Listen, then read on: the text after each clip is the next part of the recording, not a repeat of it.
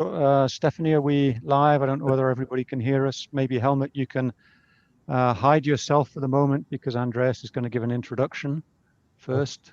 Yeah, absolutely. So okay, thank you. Stephanie, can everybody hear us now? We're live. Okay, great. So good morning, everybody. Welcome to the second ILL ESS user meeting. My name is Mark Johnson. I'm Associate Director and Head of the Science Division at the ILL. And in a few minutes, we'll have an introduction from Andreas Schreier, who's the Science Director at the ESS, who you can also see on the screen, I think. So the numbers are still going up. We've had a very large number of registrations. Andreas will go into the details.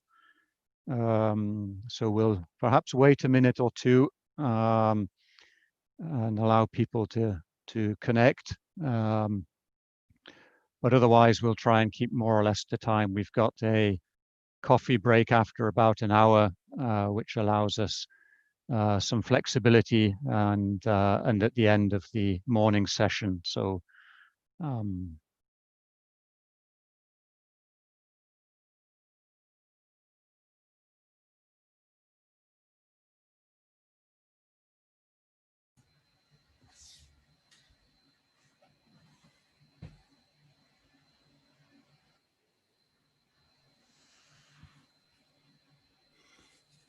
Here's Robert. Good morning, Robert.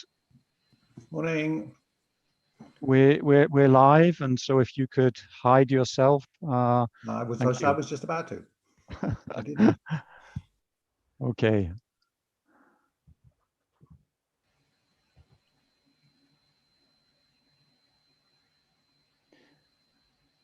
So I think we wait one more minute, and then I'll hand over to Andreas. So.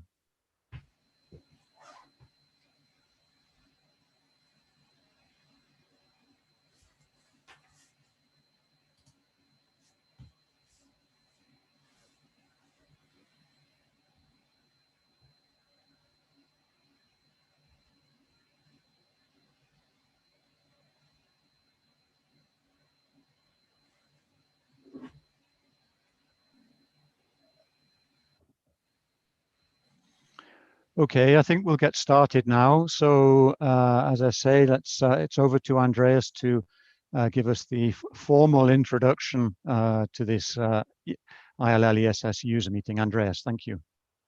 Okay, thank you, Mark. Yeah, also welcome from my side to the joint ILL ESS user meeting. And the big secret is, of course, which Mark didn't dare to say, how many registrants do we have? It's actually 777. So a really interesting number. We are grateful that so many of you registered, proud and happy that there's such a great interest in this meeting. And we thank you really a lot for your interest. As you know, that due to the pandemic, we had to change this meeting into a pure digital format. And that, in that sense, of course, it is an experiment for all of us. And we hope that we found a format which afterwards we will agree that it was good and we know how to potentially modify it for the future. On the other hand, of course, we hope that as soon as possible, we can have real meetings again. Now, registered participants join via Zoom, as you know, and they can interact, which is obviously something we are really interested in. We don't just want a download, we want a real discussion.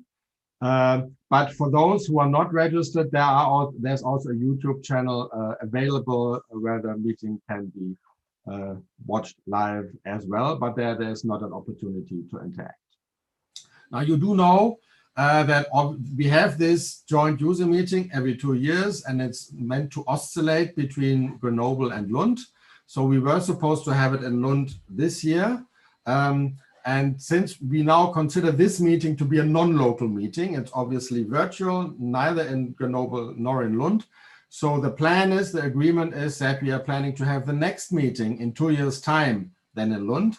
And by that time, of course, ESS will be more advanced, even more advanced, and you'll be able to visit the site, walk through the instrument halls, which are partially still under construction now, and things like that. So it will be a very good time in 2022 to have a real meeting in Lund then. Overall, I think in Neutron scattering, we have dynamic and exciting times. We have world-leading science being done at ILL, and we are having seen good progress in the construction of ESS. Both European facilities, ESS and ILL, are collaborating on many levels to contribute to the sustainability and vitality of neutron research in Europe. Obviously, the invention of this joint user meeting is probably the most visible sign of this collaboration, and I'm really looking forward to this meeting. So we will use this meeting to together review achievements by the user community and for the user community. We will present the status and plans of ILL and ESS and discuss them with you, and together we will look forward to the scientific opportunities ahead. The way we've structured the program is today and tomorrow. We have 4 sessions in the morning and the afternoon, respectively. We've tried to make them not too long and leave a long 2-hour break around lunchtime in between. And it will cover updates from the Neutron facilities, many scientific presentations, and also talks on key enabling technologies which we all use, and to see where the progress, how the progress there goes. On Friday then, we will have a panel discussion with enabling interactivity as well, and questions by you to pose to the panel. But at the same time, as you will know, during the registration process, we have already asked you for topics and questions, and we got a lot of feedback.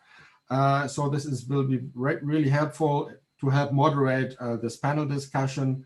Kurt Clausen, whom I'm sure most of you will know, will be the moderator for this session on Friday. You will also notice that in between we will have these coffee breaks, and we are using them for a short commercial break, and these are real commercials, you'll see that. So please don't apply all the scientific scrutiny to these commercials, which you may usually do, for example, apply to the talks.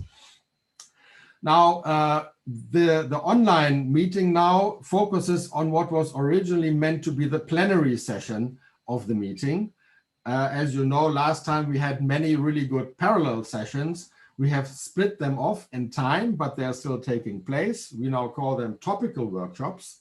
And there are quite a number of them. So for example, we already had a polarization workshop on Monday and Tuesday, which took place. It was really good and successful. It has had 78 registrants and really had a good turnout. There will be a G-Science workshop on Friday. There will be a chemistry and magnetism workshop on October 13th, an imaging materials and engineering workshop on October 14th, and a fundamental and particle physics workshop on October 14th and 15th. And actually just recently, another group has gotten together to organize a workshop on atomic scale simulations in neutron scattering, which is planned for November. Their date is not fixed yet.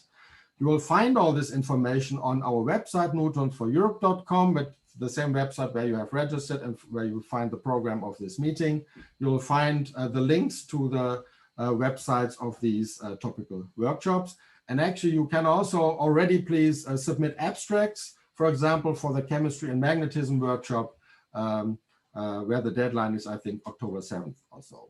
So please also make use of these workshops, which we consider part of this overall event of the joint user meeting. So with all that said, welcome by all of you, and I'm really looking forward to an exciting meeting, and I'd like to hand back to Mark.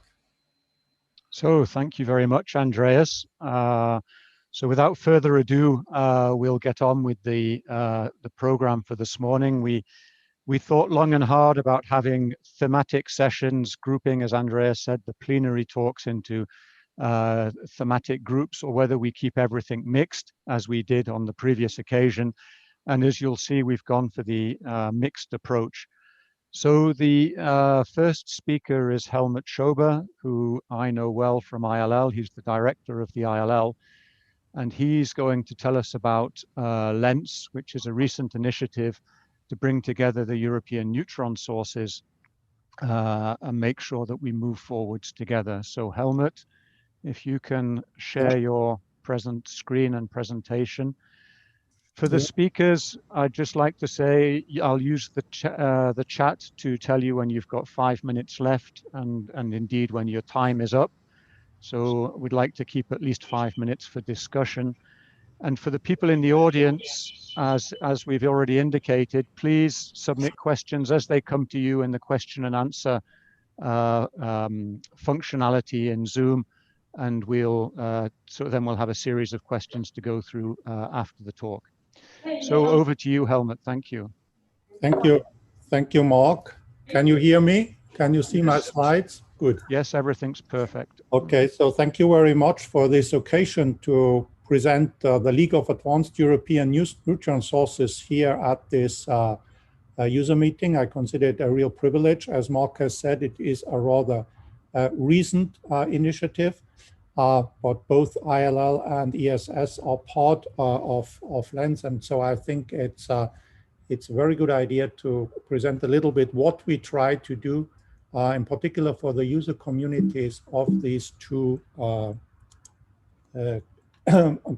source facilities. So who are we? You see here to the left in alphabetic order the 9 members, founding members of LENS, the League of Advanced European Neutron Sources, and they really cover all facilities in Europe that offer a user program that is in its majority open and international. Now you will realize some of them are physical facilities like PSI, ISIS, ILL, ESS, and so on. And others are, if you like, distributed following the Jülich model. We have now also the LLB offering their beam time at various neutron centers, particularly ILL. And we also will have the Norwegian member, the Institute for Energy Technology. As you may have heard, their source is closed down, but they're aiming for a user program at the PSI. So though that's the condition, if you like, a little bit, you have to offer a program to the users, open and international. And we were very positively surprised that very early on, many institutes expressed some interest in joining us, not as necessarily as a member, but as an observer, just to know what's going on. For us also, this is very interesting because via their participation in our events, we know what they are doing. And so you see, for example, from overseas, the Oak Ridge National Lab, and at our last physical General Assembly, Paul Langen was with us. And then we have the institutes, for example, in Vienna doing neutron research, in Resz, in Czech Republic, in Poland, and Schwerk, our friends from the TU Delft, and last but not least, the French Federation for the Diffusion for the Scattering of Neutrons. So that's a good sign, and if somebody is interested, we are always open to new, let's say, observer statuses. Now, what do we want to achieve? So we are living in a world of limited resources. This is not only true for our environment and for energy and so on, it's also true for funding resources. And we are living in an environment where we compete strongly with a lot of other methods, all of them also of high quality. So it's important that we make the most of those limited resources, and really for your benefit. When I say your, that's you, the users, the target of this meeting. So how would we like to do that? Well, first of all, we would like to align as much as possible our strategic decisions. Every center has to reflect on where they want to go in the future, on upgrades, on which direction they steer their access and so on. So we want to make sure that we do that in a concerted manner. Naturally, many of us are natural sources, but that holds national sources, but that holds even for the European sources. Now we have our own missions, we have our specific shareholder interests, and we have to take care of that. So this is not always easy exercise, but I'm convinced it's really a necessary exercise. And to be honest, it works very well. Well, I talked about limited new resources, but this doesn't mean that we shouldn't explore new funding avenues. Quite to the contrary, we have to continuously position ourselves, lobby and fight for new resources. And in many occasions, it's very good or even required to do that together. Because if you do it together, if you speak with a single voice, you in many occasions you have more impact on the people you're talking to. But if about the necessary condition for being successful in these exercises in lobbying and exploring new funding is that you're very visible. And that everybody agrees that what you are doing currently is of a very high quality, right? So you have to promote your success. You have to tell the right stories. And there again, all of us are trying to do that. We all have our communication efforts. And that certainly Lens doesn't want to supplant them. It cannot. But we want, where we can, to federate these efforts and to make sure that together we are even more visible. And then there's the community. Everything we do is for our users, so that they can do the best possible science, and then they can produce these great success stories. But the user community is evolving. The topics are evolving.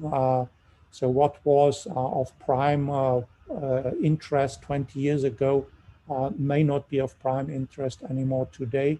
We have to adapt to this. And so we have to reach out to new topics, but we also have to reach out geographically. The latter is not always easy, because for national sources, they have their missions, national missions, and we as European sources, as you may have realized if you read some of the communications that, for example, Mark has sent out recently, have all our business models. And it becomes increasingly obvious that new communities geographically, they also have somehow to find the funding to participate in the neutron scattering at our facilities. And so this is also a target of Lens. And last but not least, to do this great science, you need great infrastructure, and you need very good sources, you need excellent instruments, modernized. And so there's a lot going on in this area at the moment. Right, there's the ESS, as we have heard from Andreas, is coming closer and closer to the user program. But also at all the other sources, a lot of development is going on. You will find a completely new guide system at the PSI, first target station at ISIS in full upgrade swing. The endurance program at the ILL and MLZ never stopped adding new instruments, new capabilities, and new capacities. And this holds for all the Lens partners. So you see that this is very important, and we would also here like to have synergies. We would like to join our know-how, drive common technical developments where this is possible, that in the end every euro or every pound and every Swiss franc that we're spending on neutrons gives the optimum return. And the last sentence, very important, we don't want to do all this in splendid isolation. ENSA has 30-year history in dealing with the users, in federating the interests of the users, and we have to work very close together with ENSA on all those questions that I mentioned. So how do we organize ourselves? So we have a very light structure, something you find in many organizations like this. So we have a chair, that's me at the moment. I have an excellent co-chair, vice chair, which is Robert, helping me a lot in steering that ship. And then all the daily business is taken care of by an executive officer, and this is Miriam Förster from the ILL at the moment. And the rest of the work is then done, or really the work is done in a working group. So we have 4 standing working groups, and I go through a little bit what they are doing in the next slides. And we have created an ad hoc working group on future neutron sources, and also there I will elaborate a little bit why we placed such an importance on this to make a specific on this topic of future compact neutron sources to create an ad hoc working group. This gives me the occasion to thank all the people that are behind this. You see here the chairs of the working group mentioned explicitly, but honestly, at all our facilities, there is a large number of people that invest a lot of time into this exercise. I'm really grateful for them for doing that, because without that, it just wouldn't work. Now, let's start with strategy. And let's say a little bit, what did we do over the last 1.5 years? Because as Mark has mentioned, we are a young organization, right? We were just created in spring 2019, and that was still a time when you could have very nice physical meetings with personal exchange. So we do a neutron vision and a landscape exercise. So there were what we call several writing camps. So the idea is to have a good look on what is the European landscape looking like at the moment. What are the particular strengths, but also where is there room for improvement, and where do we have to be very vigilant, because our well-established European community could be in danger. So this is the basis, this is the rock on which we are building, the foundations on which we are building the rest, the building. And then it's the vision. So the vision is naturally related to the facilities themselves, so ESS prominently, getting ESS up with as many instruments as possible, really powerful, world-leading. But also, as I already said, all the upgrades of the other facilities. ISIS has plans at the horizon of 2030 of a major upgrade. Things like that have to be part of our reflection and the modernization programs at the ILL. The 6th protocol for the ILL, I think you will hear about that later from Mark and a lot more from Andreas also on ILL and ESS. But this is one part, and the rest is naturally where is the science going. Then there is this question of the compact sources and so on. So all this should be brought together and in the end be written down in a nice document that sort of traces for everybody in a clearly understandable way, and hopefully a shared vision of where we are going. What we also did, and this is now promoting and fundraising, we were very active with the European Commission. I'll come back at the very end to this, because I often stress we have to not forget that our main funders are the national governments, but the European Commission is important. In the past, the funding provided by the European Commission was a good glue to link all the facilities together. So you will have realized when you read the newspaper, when you read the newspapers in 2019, everything was about the Green Deal. We naturally also wrote position papers on this, on Horizon Europe. The missions are in everybody's mind, so we had initiatives in this direction. And lately, not surprisingly, health came also to the forefront, and concrete activities for fighting the pandemic. Very concrete actions, so participation in Battery 2030 Plus initiative. So this is related to the energy transition of the Green Deal. And many things we do, and I'll have a slide on this separately, not alone as LENS, because as you know, there is a similar organization which is called Leaps for the Synchrotron, but there is other organizations out there that like European Laser Lab, the electron microscopists and so on, and the Euro Commission likes that we team up because they would like to talk to those analytical research infrastructures. The promotion,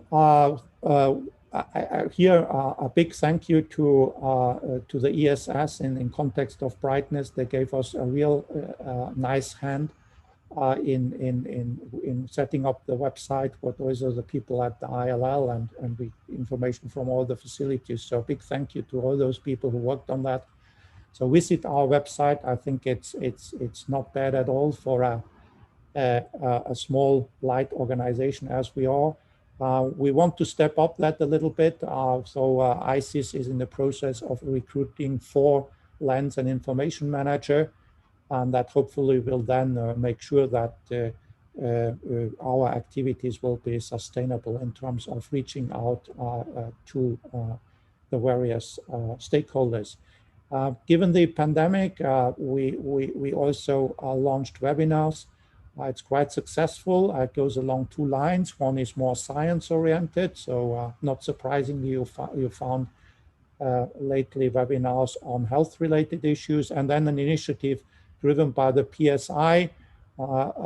They said, well, let's share what we know about instrumentation and let's make it very public. And so we have this a nice series on methodologies and instrumentation on our webinars. And all of them are recorded, so even if you missed the slot and you don't want to watch TV in the evening, or you're fed up with other YouTube channels, you can go to our YouTube channel and listen to those nice talks.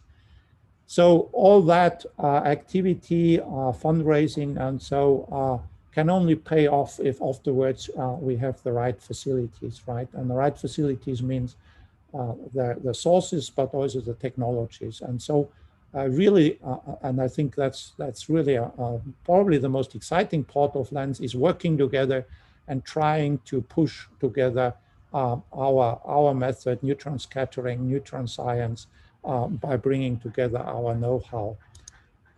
So we reflected on how we could do that, and we thought, well, we want it to be science-driven, right? Because it's absolutely clear. In the end, what we are asked is questions like, what is your impact? What benefit does it bring to the UK or to the French economy?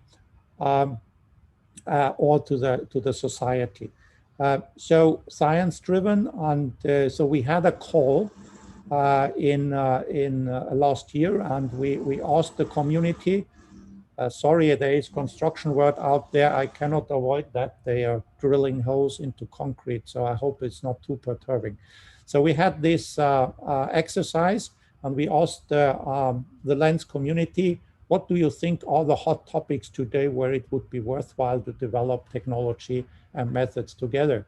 And after, there was a big response to that, and after that we selected 4 priority actions, sorry, which you can find here. So not surprisingly, electronic spectroscopy on the extreme conditions. Neutrons are by definition very strong in magnetism, and everybody would dream of a 30 or Tesla magnet and allowing for high pressure experiments and so on. And why not? We should dream there, and modern high TC technology may allow it. The budget you require for that is high, but we're exploring this. And then there is all the chemistry, new synthesis routes, extreme synthesis routes. So this is another priority action. Not surprisingly, we have one on health. So there we concentrated on cell membranes and healthy aging. And lately this took on board as much as possible COVID, but it's broader than that. And naturally, we're thinking not only on COVID, we're thinking on all the health problems that might come along in the future. And last but not least, the energy storage goes into the Green Deal. You see that the cell membranes go into the cancer mission. So we also try naturally to make sure that our priority actions link into what is identified, for example, by the European Commission as priority missions. And the good news on all this is that the activities are really picking up speed. The facilities are committing resources, so there's real work done. There's going to be real results coming out, and I'm very happy about this. And if you're interested, you find here the names on this slide of the people leading those priority actions, and behind them again there is many people that are working. We don't do everything in splendid isolation. Robert and me, sometimes we get requests for position papers. We don't want to we don't pretend that we know everything about neutron scattering. So we try to surround ourselves with experts. So as lately things were mainly concentrating on health and energy storage, we created 2 expert groups. This was done in consultation with the other facilities, and you find the names here. And I'm very grateful for those people with their advice, because it's really extremely valuable. Data, instruments is one thing, but we didn't forget that we need data and computing. The title is Artificial Intelligence Technologies, but it's broader. You see, I think 2020 has clearly demonstrated how important digital is. This conference is now virtual. To the right, it's an experiment. Paulo talked to me a couple of days ago where on Thales here at the ILL, the computer has optimized the scans on 3-axis machines, and it seems very successfully finding very nicely the dispersion curves and so on. So there's a lot of things going on. We had very much profited from efforts that were undertaken here at the ILL for remote access during the last cycle, which is just about to end because, well, users unfortunately could not travel as we had anticipated a couple of months ago. And so that was all very important. There is a paper coming out from our MLZ colleagues on deep learning.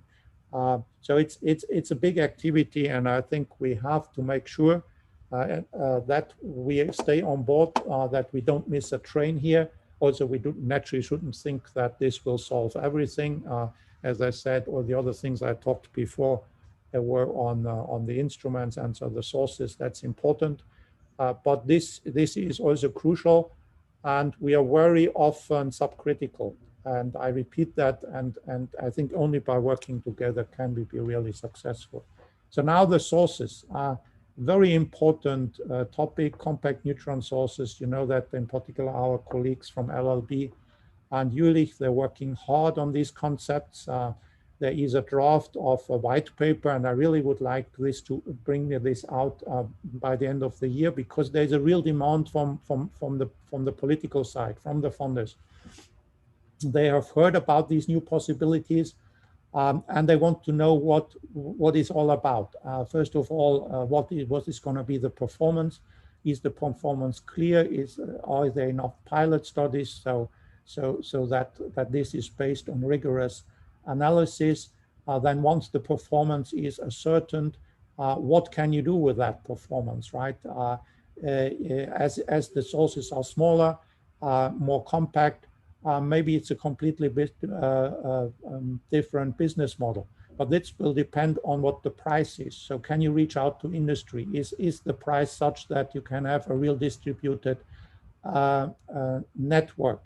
Can you even make money by producing such sources and selling them worldwide? So you see there is a lot of questions. How do they fit in with what we have at the moment? Where will they complement the existing facilities, the future ESS, and so on?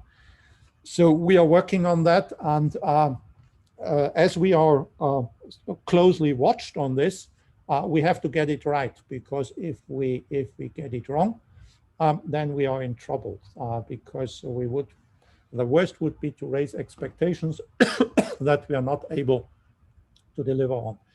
So very important, and also very exciting, and I'm really looking forward to the final version that then with Robert we have to go through, and then we have to decide collectively how we publicize this.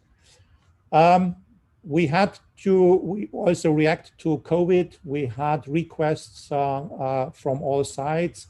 What can neutrons do in this field from funders? So we tried to write very early on, as you see on the 27th of March, a first position paper. So thank you again for all the input I got from all those scientists that working in the field of viral diseases with neutrons. So we had a good response to that. We also then had the occasion to give interviews and to write articles in various journals. Again, a big thank you to the scientists that assisted me, because as you know, I'm not an expert in this field, but I tried to do my best to sell this to everybody. I've already mentioned priority action 3 is at the heart of health-related research. We had at some point, I think it was Andreas's idea, thought whether we directed plainly towards COVID-19. Looking more closely on it, the decision was to incorporate COVID-19, but it's such a nicely set up priority action, and it's broader than just this. So more incorporate and not focusing. And then many of our institutions have set up priority access programs. We had at the ILL6 experiments that Mark gave director's discretion time. I think many of you have task forces in place like we at the ILL. So I think we are fine. And the next point will, however, be that we will be asked on the results of all these efforts. So this is a little bit a message out there to those of you who work in those fields. So please provide us with information on papers or so that you may have published in that field, or progress you have made in sample preparations and so on. Because I'm not afraid. I know that by the end of the year, somebody will ask me, well, what was the outcome of all these efforts? This is Helmut, can I just ask you to think about wrapping up, please? Yeah, it is the last slide. Thank you. So this is just to tell you that we have the analytical research infrastructures in Europe. This is now not even an organization. This is very loose. We just wrote together a couple of papers with those other institutions like lasers and so on. It's a delicate subject because we have to be in that, but naturally, once it's so big, we have to make sure that we don't become invisible. And this leads me just to the last point. Well, with all those efforts, and I have to be very honest, Europe will be very difficult. And so, because why? I put it down at the last sentence there. The EC expects a lot from us, but we also expect something from the EC. And I'm at the moment not sure that we have reached common ground. And all this in a context where our main funders are national governments. So this is a difficult aspect, and if there's questions on that, I'm more than happy to elaborate, but maybe I was a little bit longish in my explanations, and there is not a lot of time left. And with that, over to you, Mark. So thank you very much, Helmut. So I'll applaud, but everybody else will applaud, but you can only hear me. So that's a default in, or that's something to improve in Zoom. So thank you very much. We've got a question from Alan Hewitt, and I'm going to try and give him the microphone. Alan, you should be able to ask your question. You have to unmute. and then you can ask your question. Hello, Helmut. Hello, Alan. I have, as usual, a provocative question. Competition or complementarity? Which is more important? Competition is a very important stimulus in science, in other endeavors, but we seem to be emphasizing complementarity more than competition. Alan, I can respond to that. No, we know we have coined this word friendly competition. Sometimes you also know, well, the competition is harsher than it is friendly. I think it's a driver, and in all human endeavors, competition is important. And I think what we should not forget, we are competing with the world out there, right? And naturally, as I have stressed, all of us have their own missions that we have to provide. So naturally, no center would refrain from having the best 3-axis spectrometer or the best time of flight spectrum or whatsoever. So I think this driver has to be there. But then, and we had this discussion, then you have to be intelligent and have to say, well, if we now want this 30 Tesla magnet, none of us can really find the funding on their own. And so that we do together.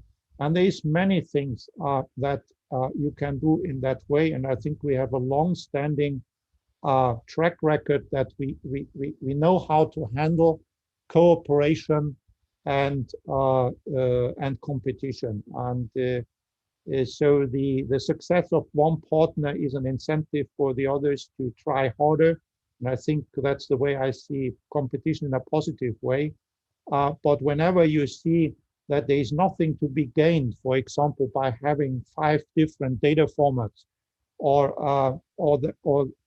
then you shouldn't do that, because it's a waste of resources and it will weaken you and just avoid that you're competitive. And the same if you have colleagues that have good ideas and that want to develop that because they need your know-how, you need their know-how. Well, let's get it together. Let's get neutrons. Let's advance with our neutrons because we have the X-ray friends next door, and they tell us every day what brilliant progress they make. So I think I hope I answered to that question. Okay, thank you, Helmut. In order to keep more or less to the schedule, I think we'll stop there. So thanks again, Helmut. I'm sure that's very helpful for everybody to see the progress, the very impressive progress that you've made with LENS over a short period of time. So thank you, Helmut. I'd like to ask Bastian Merkisch from Munich to share his screen with us. So Bastian, who we've seen at ILL with some very impressive pieces of experimental equipment recently, he's going to tell us about particle physics using pulsed cold neutron beams. Thank you, Bastian. So hello, everyone, and thank you very much for the opportunity to speak here. As you mentioned, the last few years have been very busy, and I'm still busy trying to share my screen. There we go. So perfect. Again, so does that work now? Yes, that's perfect. Okay, thank you. So the last few years have been very busy in particle physics, beta decay especially, but all sorts of particle physics results, long-term experiments have been published. And our group was involved in that too, and I'm going to present some of these results.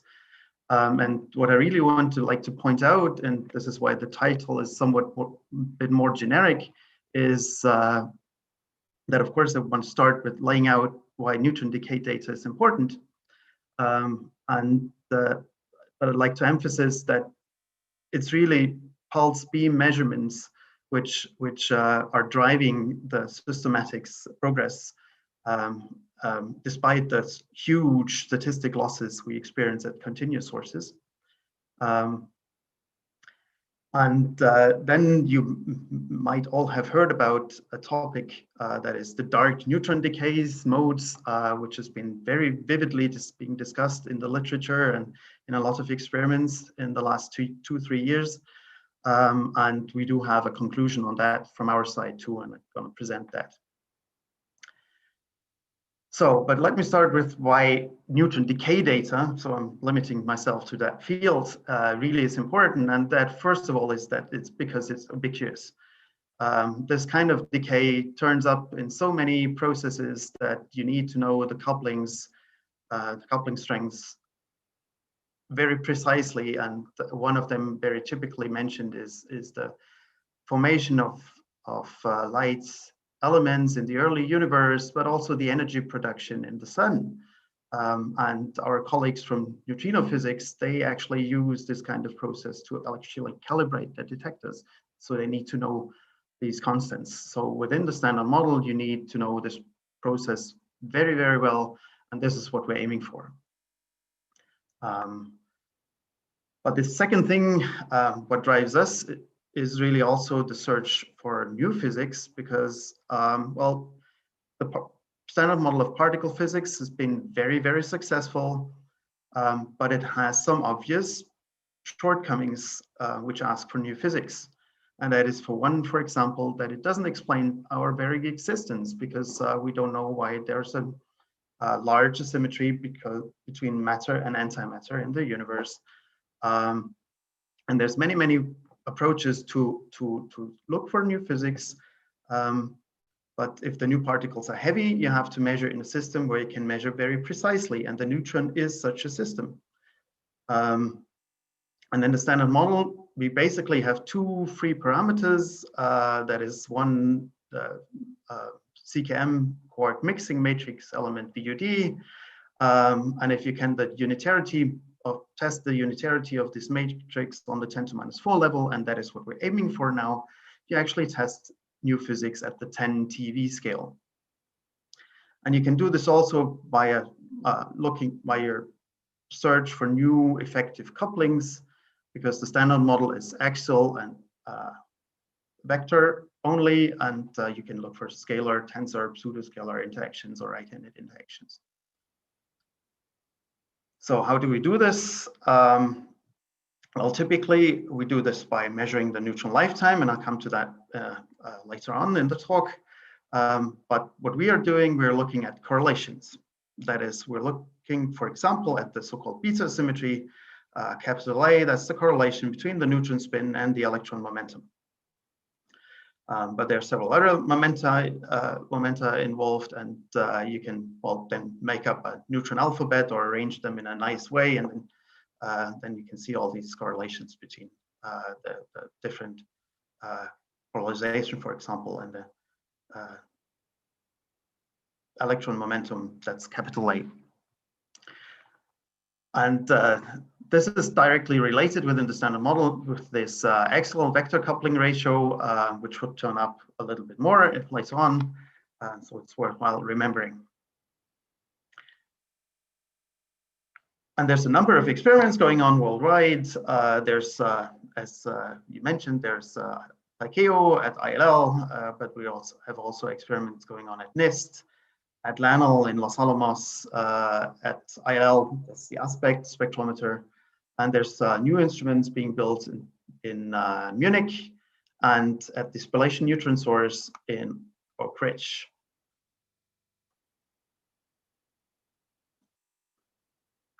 So how do you measure a beta symmetry? So what we're actually doing is very simple. We use a magnetic field and use polarized neutrons.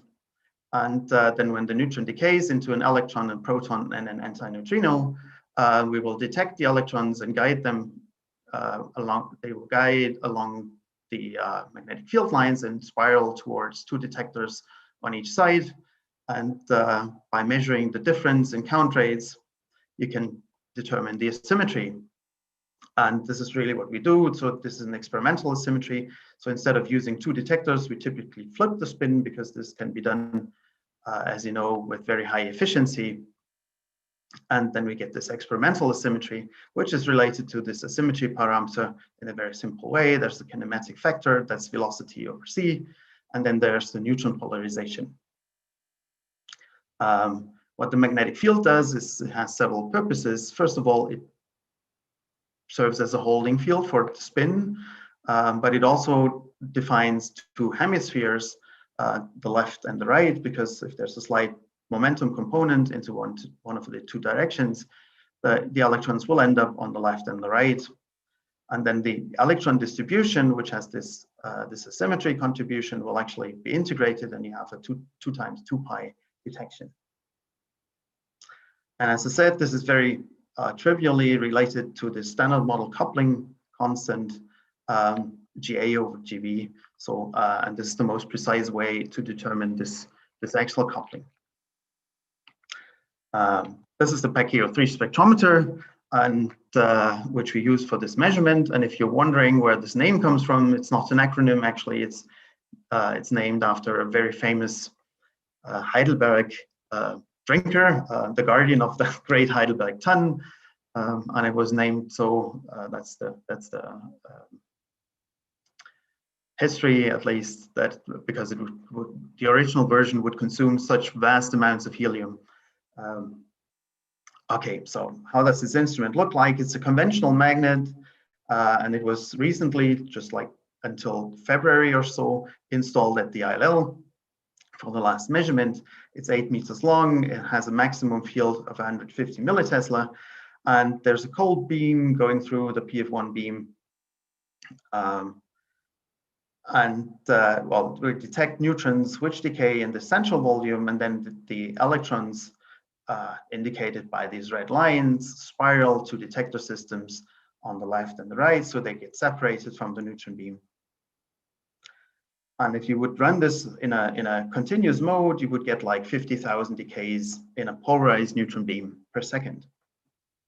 But instead, what we do is we use a velocity selector and a batic fast and a super mirror polarizer and a spin flipper and a mechanical disk chopper to produce polarized pulse beams, and they have like a meter length of roundabout, and they'll pass through the instrument. And in this way, we will end up with something like 200 decays per second. So this is a huge reduction. And the question is, why do we do this? And the answer is very simple, because the neutrons which traverse the instrument do not touch any material, because if they touch material, they would produce background events from the absorption of the neutrons, which would disturb the measurement signal. But instead, while the neutrons traverse this instrument, they are flying freely. And you see here, once they enter in the neutron time of flight, that's the number of detected events. We have a signal window when the pulse is in the middle of the system. Then it enters the central part, exits the central part, and hits the beam stop. So you get a gamma ray bump. So it's detected events, it's not clearly electrons. And then we leave the system empty for a while and then have a measurement window for the background. And this basically means that we can measure signal and background almost simultaneously, so just with a time delay of a few milliseconds, which is very helpful because scattering instruments, neighboring scattering instruments tend to change measuring conditions frequently. And so you can track ambient changes in background levels very precisely. And also you measure under the very same conditions, that is with the chopper closed. So your own beam line contributes very little to the rest of this background. It can be subtracted perfectly. And well, previously the uncertainty on such background uncertainties was 10 to the minus 3, and we now end up with a level of 10 to the minus 4, which is where we actually want to be at. So the second, well, and then you do the asymmetry extraction. You might remember this from textbook physics. So this is a beta spectrum, and this is the one for the spin down component. So it's more likely to fly into the spin down direction. And this is for the spin up component when you flip the spin. So beta spectra, and then you do the experimental asymmetry, spin up plus minus spin down divided by the sum. And then you end up with this nice asymmetry curve as a function of energy, and between 300 and 700 kiloelectron volts, that's our fit range. And you can see it nicely extends to lower energies, but we don't use that region for systematical reasons.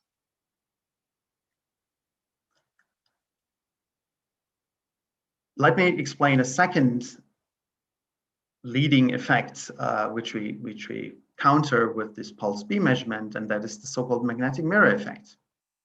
So if you have particles decaying or getting into existence in a magnetic field, they will spiral along the field lines, and if there's a change in the magnetic field, then you have to consider that the flux through this radius of gyration, this tube of gyration, is an adiabatic invariant. So this means that if you have an increasing magnetic field, your electrons or particles will get reflected beyond a certain maximum critical angle towards the magnetic field, which is how you build magnetic bottles. And also in PaKeo, this is the field in the central volumes. You see it's within the inner 2 meters, which we use for the analysis. It's pretty homogeneous. But there's a slight change, and that has actually a huge effect. As you can see here, this is again the time of flight and the measurement for the upstream, and upstream in blue and downstream in violet.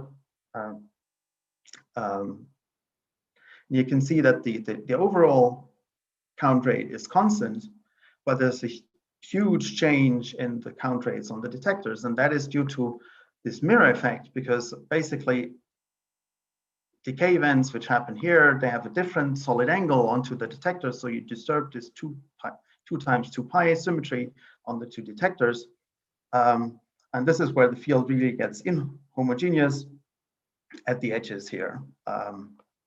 So how can you do measurement on a 10 to minus 3, 10 to minus 4 level if you have such huge order 1 effects? And the answer is twofold. First of all, much of this effect cancels by averaging the result of two detectors. And the rest you can actually calculate.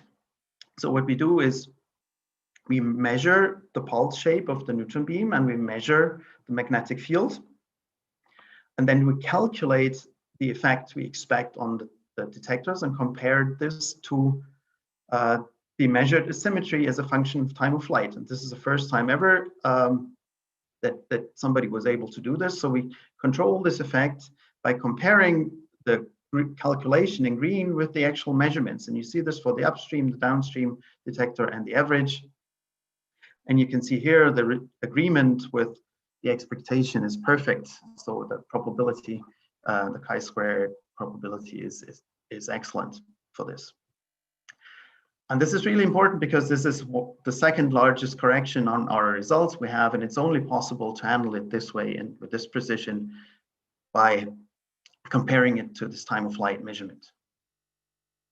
And then, well, the rest is tedious work on detectors, electron detectors, and I would love to discuss all the effects related to the plastic scintillator detectors which we have, but for here now it suffices that to mention that there's a huge progress in the understanding of the signal of these events, and if you then summarize like 5 PhD theses in one plot, you end up with this kind of graphical presentation where you group systematic effects and corrections. So the central point is the correction, and the error bar is the uncertainty.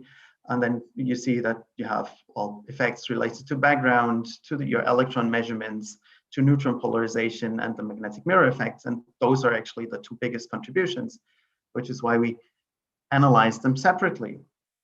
We're doing an absolute measurement, and it's very important that we don't bias ourselves because, well, these values have been measured before, and you want to have an unbiased result.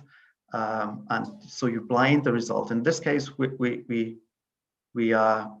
analyze those 3 parts separately. That's the electron asymmetry measurements, the neutron polarization, and the magnetic mirror effect.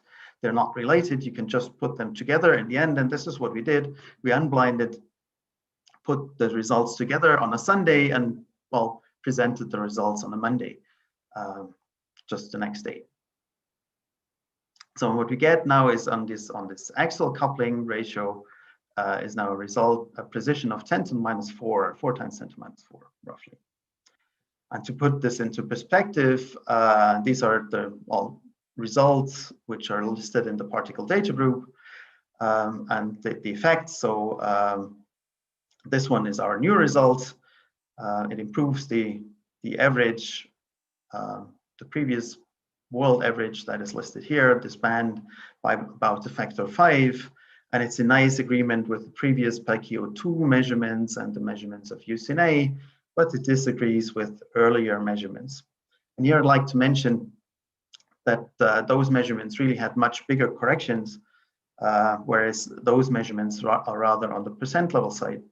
And this should be back at 2020 actually. So, but this year there was a new result on the electron neutrino correlation, so not the beta symmetry, which again disagrees. So, well, again, this is the new average, and it basically resolves the long-standing tension between those, because it basically reconfirms all PaKO and UCNA measurements since 1997 in a blinded fashion.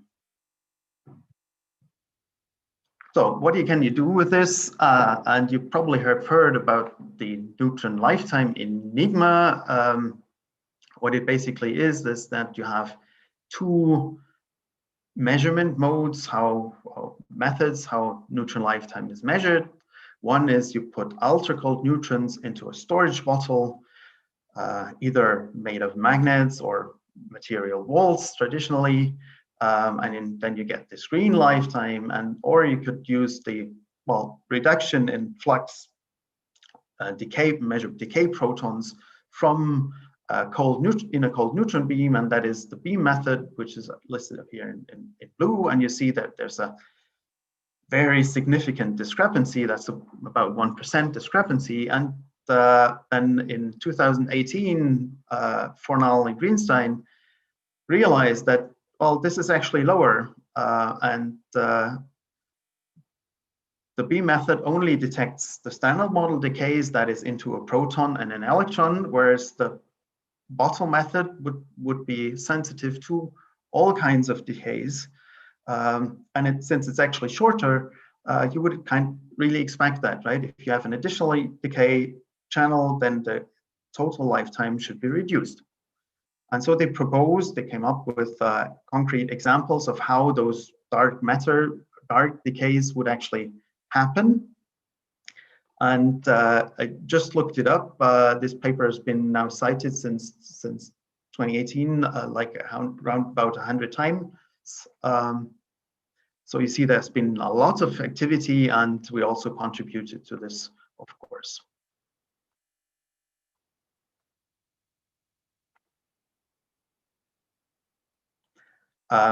So how do you do this? So you can calculate this result, this discrepancy, also from standard model measurements. So you can use nuclei and combine this. So this is the phase-space corrected lifetime of those nuclei, and then you compare this. So this is also an exclusive measurement, so standard model only, and you compare this with the standard model, and you calculate this value, and you're spot on with the bottom measurements. And from this, you can actually derive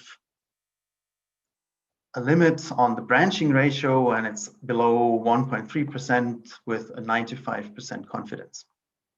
So it's fair to say that in a more general way, exotic decay channels are not the cause of this neutron lifetime anomaly. And to be fair, there's been, as I said, around about 100 publications on this, direct limits from heavy neutron stars, theoretical limits, arguments, and so on and so on. And one of those direct limits, for example, is also from PaKO, PaKO2 data actually, where you look for this special channel that is decay into 2 electrons. So you look for coincident measurements, and this would cause an additional bump here on the backscatter spectrum.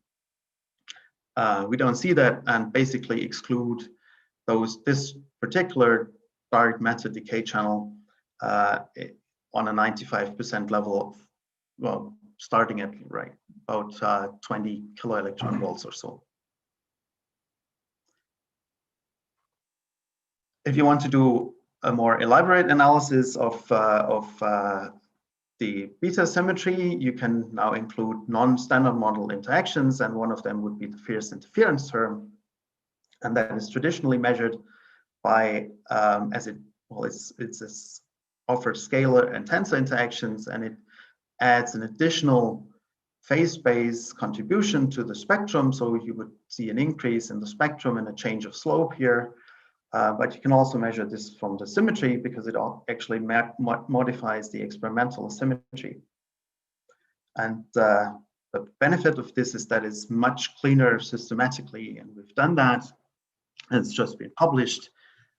So this is a full-scale analysis. You can see here, this is a correlated analysis of the beta symmetry and this fierce interference term, which is sensitive to scalar and tensor interactions. It's compatible with 0. That's the standard model expectation. There are no scalar and tensor interactions. And this is the ellipse for the systematics and the ellipse for the statistics. And you see it's clearly systematics dominated. So it's a clear path to go for high statistics measurements, for example, with PERC.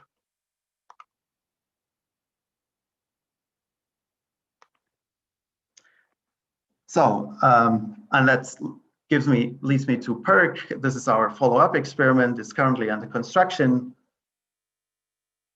You can see it's being developed by an international collaboration.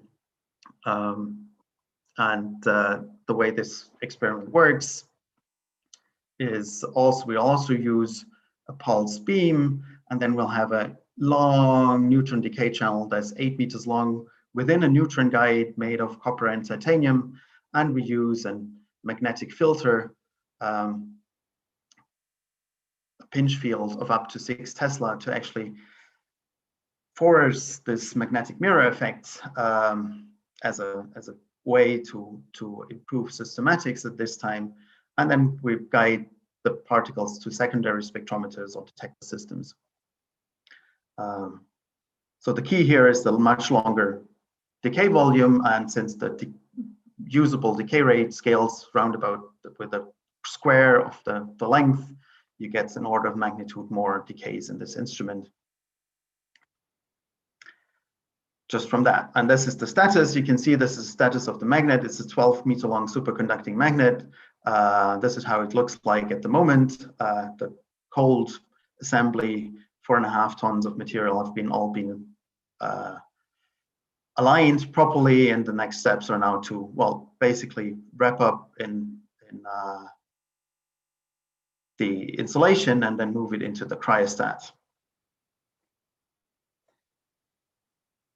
So I explained that, so in the last few minutes, I'd like to motivate why a beamline at the ESS would be the natural evolution for this kind of field. And this is basically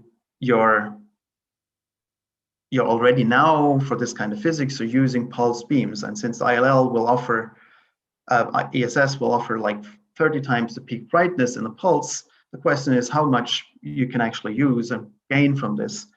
It's not exactly 30, but it's, if you use PERC, for example, you will gain a factor of 15 already, making this easily more than 2 orders of magnitude more than what we have now at ILL with PaKeo.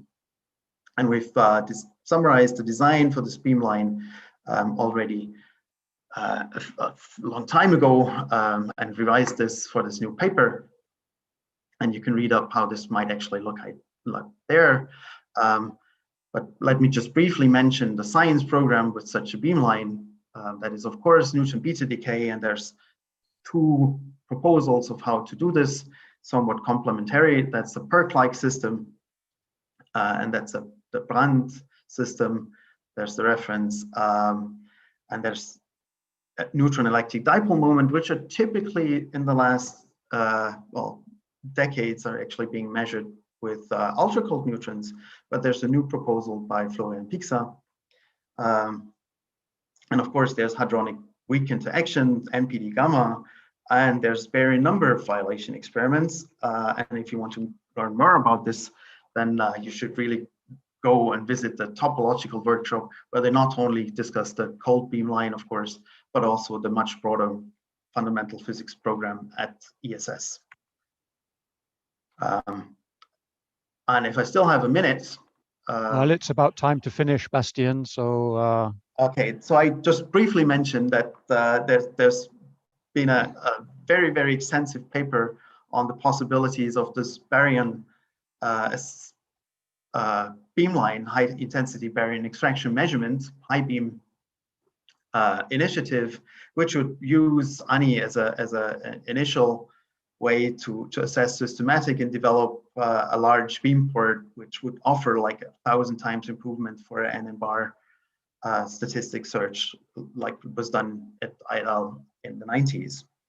So then let me wrap it up. I hope I could show you that pulse beam measurements for neutron decay correlation measurements, at least, just enable those precision measurements now, and they eliminate or control leading systematic errors. And we do have prospects to improve those measurements by about an order of magnitude, and we know how to do that. And unfortunately, from the perspective of our analysis, neutron exotic decays like new dark matter particles are not the cause of this neutron lifetime discrepancy, which we observe.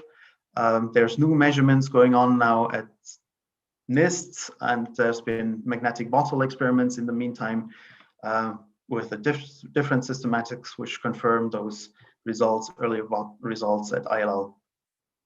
So, and with this, I'd like to thank you, and well, hope there are some questions. Thank you. So thank you very much, Bastian. I'll applaud on behalf of everybody. So yeah, that was personally, I found that very interesting because, you know, we see these fantastic experiments put together, and we could see people on PF1B, huge teams, and the equipment on the left. So it's a magnificent effort, and you've explained very nicely why you go to all of this effort. There's one question in the Q&A, which is just a general question. Will the slides be online? Yes. We will check with the people presenting that we can make the slides available, and that they can be edited before being made available. One question I have, Bastian, is you pointed out, you know, having the ILL flux, but all in a pulse, as it will be in ESS, will give you a significant step up in statistics. What's the time scale? I mean, it might be difficult to say at the moment, but what's the time scale for setting up an experiment in the future at ESS? I think this is more a question to the ESS than to me, really, right? So we wrote a proposal in 2014 for this beamline. And you also see that there's a lot of actual proposals. So the papers I listed, those are actually measurement proposals, if you want, of people preparing for experiments. And yes, these are typically precision experiments. They take a long time to set up, and a lot of planning. And for the high beam experiment, for example, they go through the effort and set up 100 pages, well, motivational paper where they explain why this is a good idea to do that. And I recommend to read that, actually. Okay. But the bare beamline would be just like what you have at the ILL, right? This is a bare beamline, and it's a rather short one. So we want to profit from the pulse structure, really, because the system is kind of adopted to the pulse structure of the ESS. So that's one thing. The beamline itself, I think, is rather simple by ESS standards, that is, and straightforward. To develop a system which can actually then also systematically profit from the pulse structure for our kind of measurements, that would probably require a new magnet. And that is yeah, something like 5 to 10 years from now. Okay, that's there's just been a word on the chat to say that Andreas will address the availability of beamlines in his talk. I think that's tomorrow morning, the update from ESS. So what you just said, if I understood correctly, I mean, ESS has to do something on its side to make the beam available. But we know very well this is PF1B is our simplest instrument, ILL. We call it a hole in the ground, and then you put something very nice and spectacular in that hole. But you would indeed want to adapt your instrument to the ESS, and that would take some time. So you, okay, let's see if there's another. No, that's still. Let me get rid of that question. Okay, I think. Maybe I'd take the opportunity to just highlight also. So this was the team measuring the Fierz interference term, so that's a spectral measurement in the last 2 years. And well, you said like this is a huge instrument which we install for a short time period, and this is only possible due to the excellent support by local services and beamline scientists like Thorsten Soltner, for example. And this big thank you. This would not be possible without the support by the services of the ILL in this case. Well, thanks for that. That's that's very nice to hear. We regard this very much as a a sort of a win-win collaboration. Alan Hewitt, in principle, you can ask a question. I think you raised your hand to ask a question. Okay, so what you say 1% is too small to allow any exotic decay modes for the neutron. But 1% is huge compared to the standard deviations you guys claim for these beamline and bottle experiments. Where do you think the standard deviations have been underestimated in the previous beamline experiments? So as I said, there's a 1% discrepancy, and this is dominated by the NIST experiment, and the NIST collaboration is actually putting a lot of effort in the new measurement because, well, the new magnetic bottle measurements, they also agree with the Gravitrap experiment at ILL, which was the leading experiment before. So the assumption is really that something in the meticulous analysis has been overlooked, but it's not clear what it actually is. Otherwise, they would have corrected it already. There's a lively discussion on this, of course, but in the meantime, we just have to wait for the beam experimentalists to verify their results. This particular exotic decay channel in the Grenoble scheme is ruled out because the branching ratio should be smaller than 0.3%, but we see a 0.1% difference. So it's very likely that's an instrumental effect at this stage. Okay, thank you, Bastian. There was one more question. Wait a bit, another one's just come in. So Niels Beck Christensen asks, what's the price of a fundamental physics beamline? Well, I think we'll leave that one to Andreas and his talk. As we've just said, both of us, these are very simple beamlines, so it's just a question of shielding and delivering the neutrons to a place where these fantastic instruments can be assembled around the neutron beam. So Valentina Santoro asks, you wrote the ANI proposal in 2014, but there have been recent experimental developments. Would you foresee a new design of the future ESS beamline? So as I mentioned, well, in particular, the moderator has changed since then, and the last year's paper actually addressed that. So the fundamental particle physics beamline would largely profit from a larger moderator, of course, because we're mainly interested in the overall flux and not the brightness. But this setup has been optimized. I guess that's part of what you do if there's an agreement to build such a beamline. you would adopt it to the most prominent users. And quite frankly, NN-bar and the high beam proposal would be such a very prominent probably first user to profit from that beamline, and so their needs might be incorporated. So we try to actually, the design actually was to a deliberate choice of optimization for both EDM, NPD gamma, and neutron decay experiments, which are long. I see the high beam experiments expectations might be a little bit different, but yeah, this is something to discuss, of course. Okay, no, I think it's clear to everybody that when the time scales along, the targets are moving, and we all have to adapt and work together to make sure the best possible outcome is assured.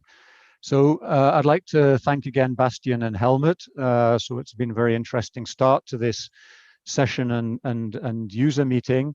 I don't think we'll take any more questions right now. So I suggest we come back just after 11. So 11:05 we'll start at the latest. So enjoy your coffee and see you in a few minutes. Okay, thank you.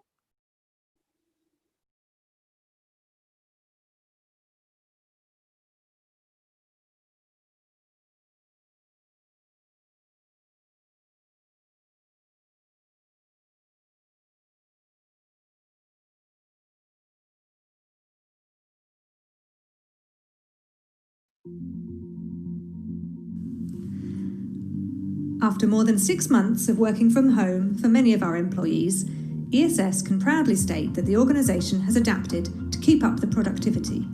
Thanks to a lot of planning, the civil construction is continuing at almost the same pace as before, even though the supply chain has been severely affected in many cases. The target building is weathertight, and the high bay crane has been installed. We have started on the signature roof, nicknamed the Sombrero. Work is ongoing on both instrument halls surrounding the target building.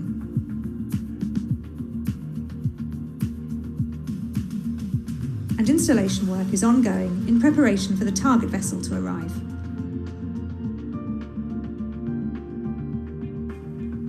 In the accelerator tunnel, installations of the cryo system have continued. Here we can see the connection between the accelerator tunnel and the target area, where the so-called dogleg will be.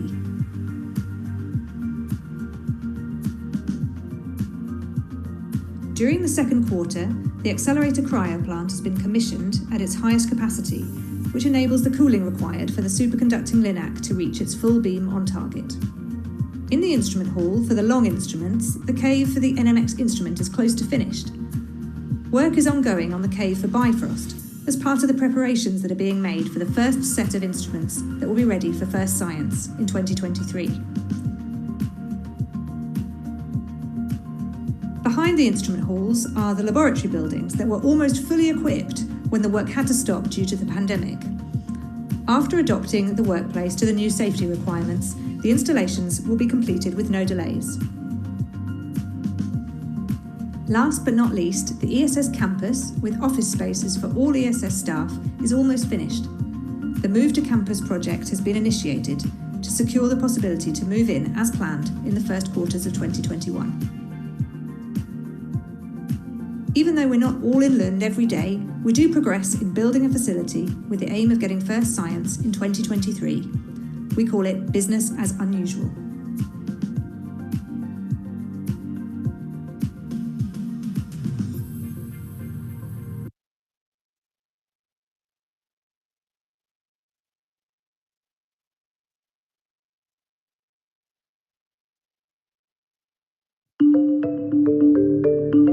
Do you want to optimize your products? Do you need to analyze how your preparations behave? Why not use SANS, Small Angle Neutron Scattering? SANS lets you explore the microstructure of liquids and solids at scales ranging from 1 nanometer to 1/10 of a micron. Why is it useful to know their microstructure? Imagine you want to manufacture a shampoo with a brand new active molecule. The problem with active molecules is that they are often hydrophobic. They dilute very little in water, and shampoo is an aqueous preparation that is used beneath water. Therefore, the active molecules are encapsulated in aggregates of surfactants, but the mixture is very liquid and not very practical to use. So, a thickener is also added to the mixture. But manufacturers don't want an excessively viscous, glue-like mixture that is difficult to get out of the bottle. So, how do you best proportion each ingredient to obtain an attractive shampoo, which is stable in a wide temperature range and over time, and which is easy to rinse off? This is when things start to get really tricky. SANS measurements help you optimize your formulations. They let you observe how the molecules in your shampoo are organized. How does this work? A product sample is placed in a SANS instrument. The instrument is temperature controlled, and an injection system allows blending if necessary. A beam of neutrons is directed at the sample. The matter of the shampoo deflects some neutrons from their trajectory. A large detector records the position of these deflected neutrons. The result is curious figures, which the experts will analyze. This measurement makes it possible to determine the shapes, sizes, and spatial organization of the scatters of structures in your shampoo, ranging from 1 nanometer to 1/10 of a micron. It's even possible to detail the size and nature of the lipid layers or bilayers, the barriers that encapsulate the active molecules. SANS is a major technique that is also applied to many other systems: polymers, colloids, biological macromolecules, emulsions, pores in solids, aggregates in alloys, and even magnetic microstructures. Available in neutron centers, SANS gives you a novel perspective on the organization of microstructures.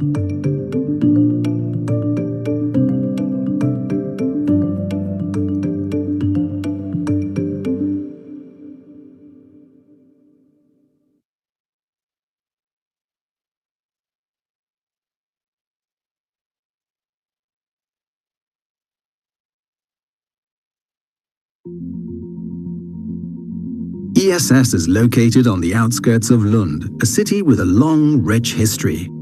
It's built on the border between the city and the countryside on 75 hectares of land, and it is here the future will be formed. This is where it all starts. The iron source manufactured by INFN in Italy. Plasma is created from hydrogen gas, and the protons are separated from the electrons. These protons are then drawn into the accelerator, where they're accelerated to speeds approaching the speed of light. The 602.5 meter long accelerator is divided into a warm section, a cold section, and a section for which is set aside for future upgrades. What we see here is mostly the cryogenic system that will cool the accelerator. While the accelerator tunnel is mostly 8 meters below ground, the equipment that powers it is placed in the gallery on ground level. They're connected through stubs placed along the tunnel. When the protons hit the tungsten target wheel, the spallation occurs, and the neutrons are released from the tungsten nuclei. A moderator then collects and moderates the neutrons before they're guided towards the instruments. ESS will have 3 instrument halls surrounding the target. The largest is for the long instruments, which are up to 180 meters from the target. ESS will have 15 instruments online by 2026 and has planned for a total of 22 state-of-the-art instruments. This is where the magic takes place. Each instrument is tailor-made by scientists, for scientists, to make the most of the neutrons. As a facility focused on the users, ESS will provide the scientists with beam time at an instrument, as well as a scientist that can help these visiting researchers make the most out of every instrument. The ESS campus, where the scientists will stay during their time at ESS, includes a restaurant, auditorium, conference rooms, and office space for all ESS employees. We will move in at the beginning of 2021. ESS has more than 500 employees representing over 50 nationalities. First science is set to take place in 2023. We will deepen our understanding of the world around us and perform research on scales never seen before. Together, we're on our way to change the world for the better.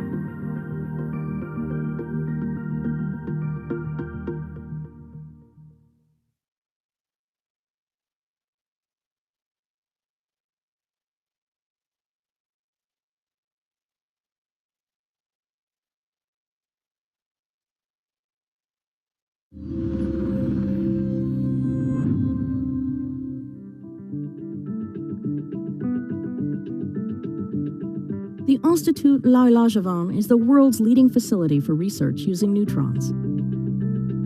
The ILL was the first international research center to be based in Grenoble.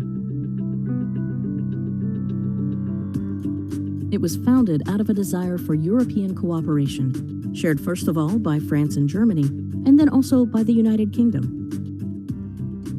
The ILL is a research infrastructure dedicated to serving scientists from around the world. It offers them access to the world's brightest neutron beams, a suite of state-of-the-art scientific instruments that are constantly being further developed and upgraded. The expertise of its in-house scientists, engineers, and technicians, who are all specialists in neutron science and technology. Every year, the ILL welcomes some 1,500 visiting scientists and generates around 600 scientific publications. The ILL's neutrons are used to investigate matter in a wide variety of fields: magnetism, biology, particle physics, to name but a few. The fundamental research conducted at the ILL has many applications, for example, in the health and energy sectors. More than a quarter of the research carried out is on industry-related topics. The ILL is governed by the United Kingdom, Germany, and France. 10 other European countries have signed scientific membership agreements with the Institute. These international collaborations make a significant contribution to the scientific excellence of the ILL. Once their experimental proposals have been selected, the scientists from the partner countries have privileged access, free of charge, to the Institute's facilities. Today, around 500 people from 30 different countries work at the ILL. The training of future generations of scientists is one of the Institute's top priorities. At any given time, there are over 40 PhD students working at the ILL, as well as many other student trainees.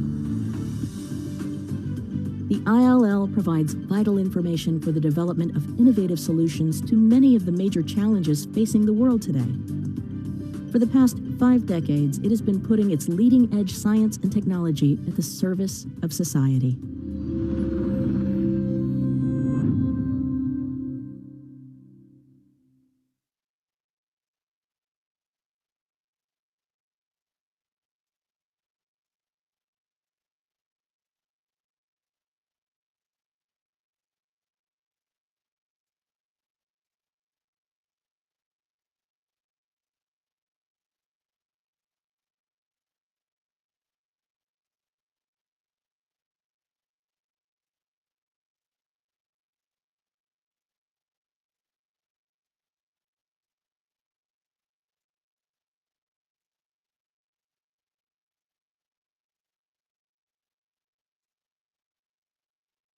Hi, Thomas. Hi, Mark. How are you? I'm fine, but I'm probably a bit too strongly illuminated, so I have to change something.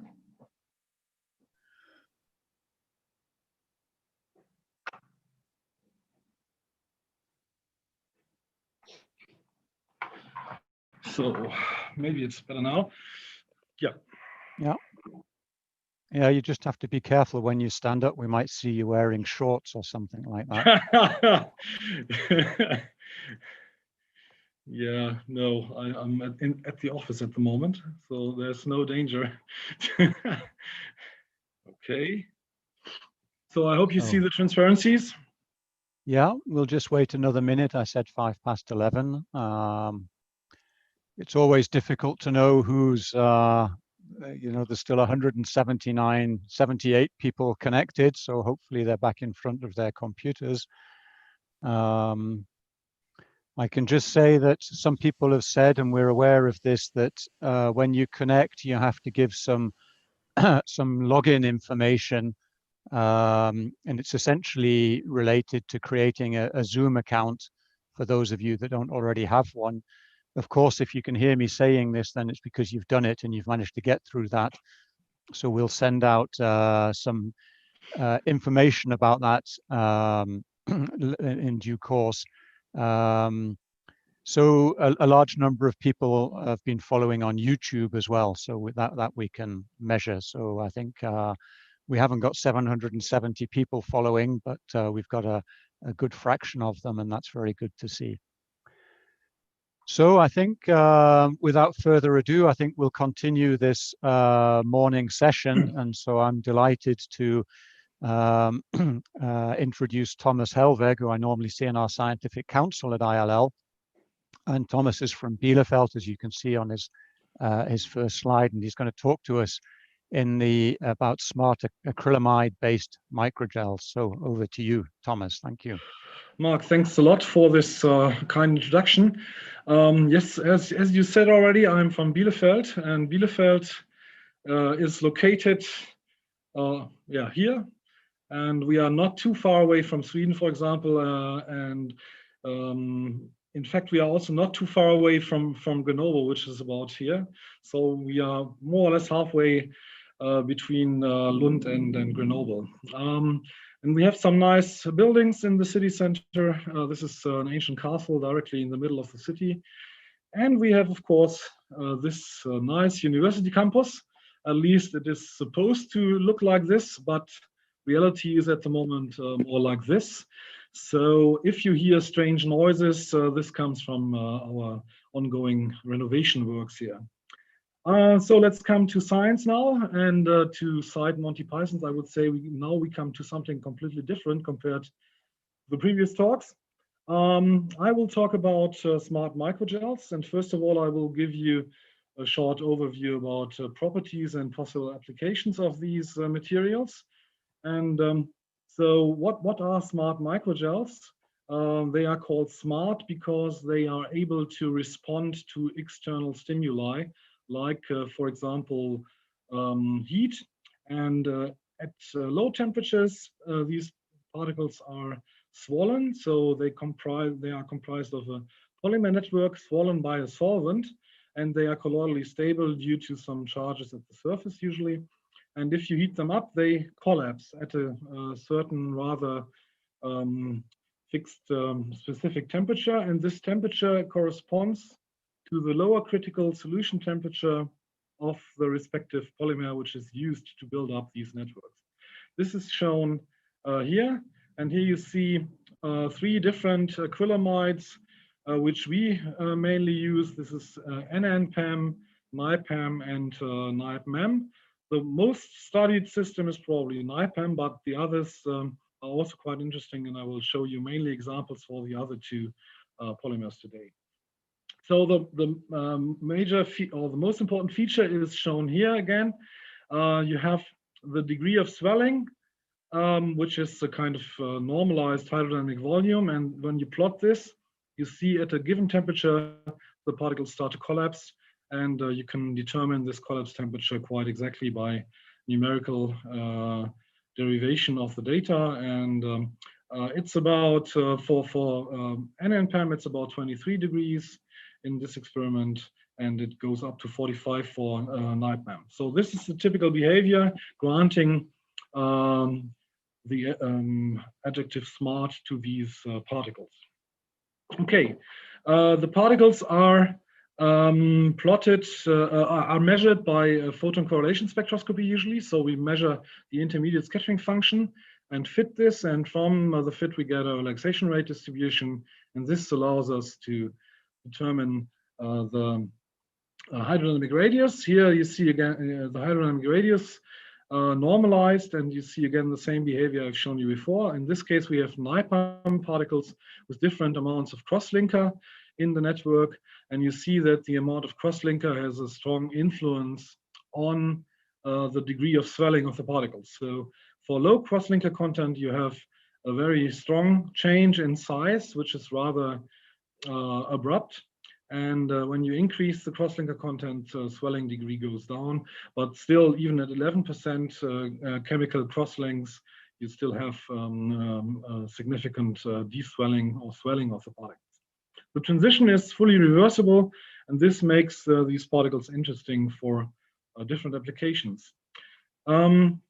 So yeah, first of all, people looked, for example, at drug release from these particles upon triggering the collapse by changes in temperature, which you can do in hypothermia, for example, or also by changes of pH. And another application is to use these polymer particles or gel particles as carriers for catalytically active nanoparticles. I will show you an example for this later on. Then people use these particles to make photonic materials out of that, because they are fairly easy to make. Since microgels are soft colloids, you can pack them in a rather straightforward way, and you can get nice photonic crystals from these materials. And another application, which is from our own work, is shown here. This is the use of coatings based on these materials for cell culture applications, especially interesting for cells of mammals. I will also come back to this in the following. Okay, first of all, one application which is envisaged since a long time is catalysis. And we have, for example, made core shell microgel particles, where you have the nanoparticles in the core surrounded by another responsive shell. And in this case, the core was a copolymer system containing some acid groups, and the acid groups fix more or less the nanoparticle. The guys who did these works are Victor and Lars, and this is a typical example for the particles we made. In TEM, you see, of course, only the projection, and we cannot be sure that the nanoparticles are really incorporated, but we also did some tomography on this, allowing to show that they are really inside. And these core shell architectures don't show any bleeding of the catalyst, so we can recover the catalyst by simply centrifuging the samples, and we get back our particles with the catalyst inside. And this is the behavior you get when you look at the kinetics of catalyzed model reaction. So the black dots are it's the turnover rate of the chemical reaction. It's the velocity constant. And when you plot this in a Arrhenius-like plot, you see at a certain point it does not follow Arrhenius behavior anymore, but the rate goes down. And this is associated to the collapse of the particles. Here you see a plot of the hydrodynamic radius of the particles. And when they collapse, the rate goes down. So this is why these systems are interesting, because you can control the activity of the catalyst. Okay. Another application which is rather interesting at the moment, especially for us, is surface coatings based on microgels, surface coatings can be done by simple spin coating. And what you can do then afterwards is grow cells on such a coated surface. So here you see mouse fibroblast cells on surface coated with microgels. And this is at high temperature where the microgels are collapsed. When you heat up, when you cool down, you see that the cells change their shape, and then you can easily rinse them off. And this is not an easy thing, because usually vertebrate cells try to stick to the ground, and they they cannot easily be removed from surfaces. And with this approach, we can now design cell migration assays, for example, or we can think about individualized testing of tumor cell lines from patients. And the example you see here is again mouse fibroblasts, and we have patterns printed in a millifluidic channel. So this is a fluidic channel, and we can, by changing temperature, remove all the fibroblasts from this place here, and then we can change temperature again and follow how the cells migrate back into this area. And this allows us to measure the kinetics of the cell growth. And when you add, for example, the drug locus-13, which inhibits the movement of the cells, you get a different kinetics, and this is shown here. So this is a quite straightforward way to measure the motility of cells. And we applied this also to other cell lines already. This is Chinese hamster ovaries. And you see also here, you can measure the kinetics of the cells growing back into these spots, which were coated with smart microgels. So if you do this, for example, with tumor cell lines from patients, you could test mixtures of cytostatics exactly for the tumor of a specific patient. Okay, so this is the application part. If you are interested in more details on what you can do with these smart particles, you should have a look at this recent review. And I will move on to the second part of my talk, which is now more Neutron related and describes our experiments on swelling kinetics of these particles by using pressure jump small angle neutron scattering. For this purpose, we used specifically synthesized poly-NN-PAM microgels. And here you see a helium ion microscope image of these particles. They are very monodisperse. This is a statistical analysis from the image.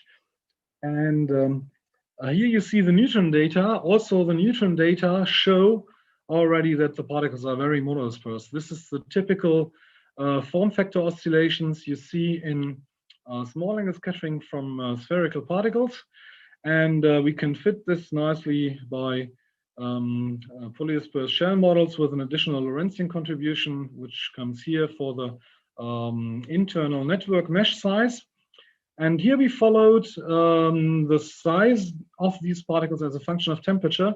And you see there is a very, very strong change between 22 degrees Celsius and 22.1 degrees Celsius. So we have really a very strong change at a very specific point in temperature. This is an extremely sharp volume transition, and this makes these particles very interesting compared to other acrylamides, because there the transition is less sharp usually. So then we brought this nice pressure jump device constructed by Thomas Sottmann and Stuttgart University, and in collaboration with Cologne University, to the ILL, where we did an experiment in collaboration with Ralf Schweins. And this allows to cycle the pressure between 1 and 300 bars with a dead time of only 2 milliseconds. And with this, so here you see a plot of the device. The neutrons go through the pressure cell here and then go to the detector and are measured. And this allows to do repetitions of pressure jumps up to several thousand times.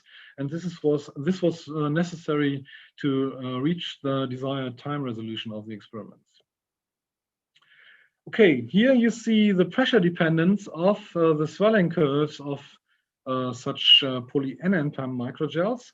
So on the left, you see the hydrodynamic radius. And the hydrodynamic radius is plotted versus temperature. And the black curve is measured in water at normal pressure. Then you have the yellow curve, which was measured in heavy water. And there you already see a slight change in the transition temperature due to the deuteration of the solvent. And then when we go to 300 bars, you see that the temperature, the pressure dependence is very strong, and we get a strong shift of the transition temperature to higher temperatures. Okay, Here you see the respective small angle scattering curves in heavy water. And also here you see that we get a strong influence of the pressure. And already when you go from 50 bars to 200 bars, you see that the form factor minimum moves to the left. And this shows that the particles swell upon going to high pressure. Okay, so this is the curves we measured as a function of time. And this allows us afterwards to extract relaxation times here. And so we used these times to fit the data, the shrinking and swelling data, or shrinking and swelling. This was the swelling, sorry. In fact, we are able to extract a very fast swelling time, which is just 1.3 milliseconds. And we have slightly slower deswelling, which is associated with two different time constants, one fast, one slow. And this is interpreted in terms of first the shrinking of the dangling polymer ends, leading to a kind of core shell structure, and then a slightly slower shrinking of the entire particle. So this is really a very nice Newton experiment, which pushes the IL-11 machine to its limits, I guess. And we are really happy with these results, showing that the particles in fact are very, very fast in their response, and this makes them, of course, also interesting for sensoric applications. Now let's come to part 3 of my talk, which is related to core shell microgels. And core shell microgels are especially interesting if you use different polymers for the core and for the shell. Here we have NiPMAM in the core having a transition temperature of 44 degrees Celsius, and we have NNPAM in the shell having the transition at 21, 22 degrees Celsius. And these particles were originally inspired by the Richtering group. They started with these core shell materials. The particles after synthesis look like this. This is an SEM image, and on the right you see a static light scattering curve, which can be fitted with a form factor model for polydispersed spheres. So in fact, in solution, we have spherical, rather monodispersed objects. Polydispersity is about 6%. And now we look at the behavior of these systems by photon correlation spectroscopy. So we measure the hydrodynamic radius. And first we measured the radius for the core particles. And you see the normal expected transition at about 44 degrees Celsius. Then we put the shell on top and we get a new swelling curve for the core shell material. And this exhibits a very interesting linear range.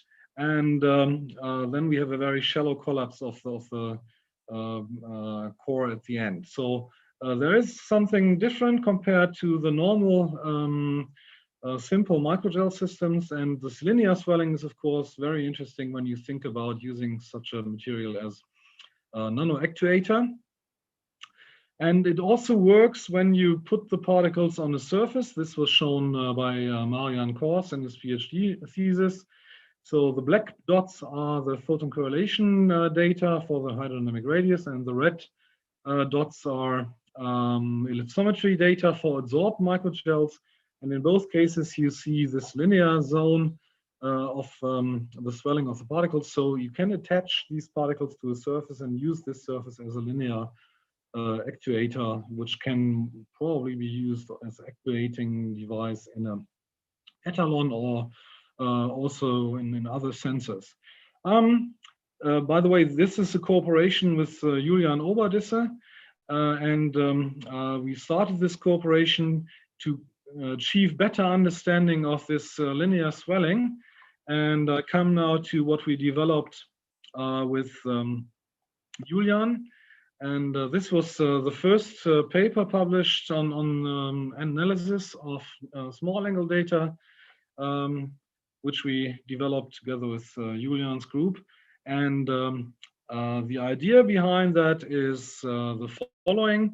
We have a scattering curve, then we do a reverse Monte Carlo fit of the data, and this is shown here. So we optimize the green curve with respect to the experimental data by using a Monte Carlo algorithm, and we end with a very nice distribution, density distribution of the monomers inside the particles. So this was a measurement of a polynipe MEM microgel at 55 degrees, and you get an excellent agreement with the experimental data.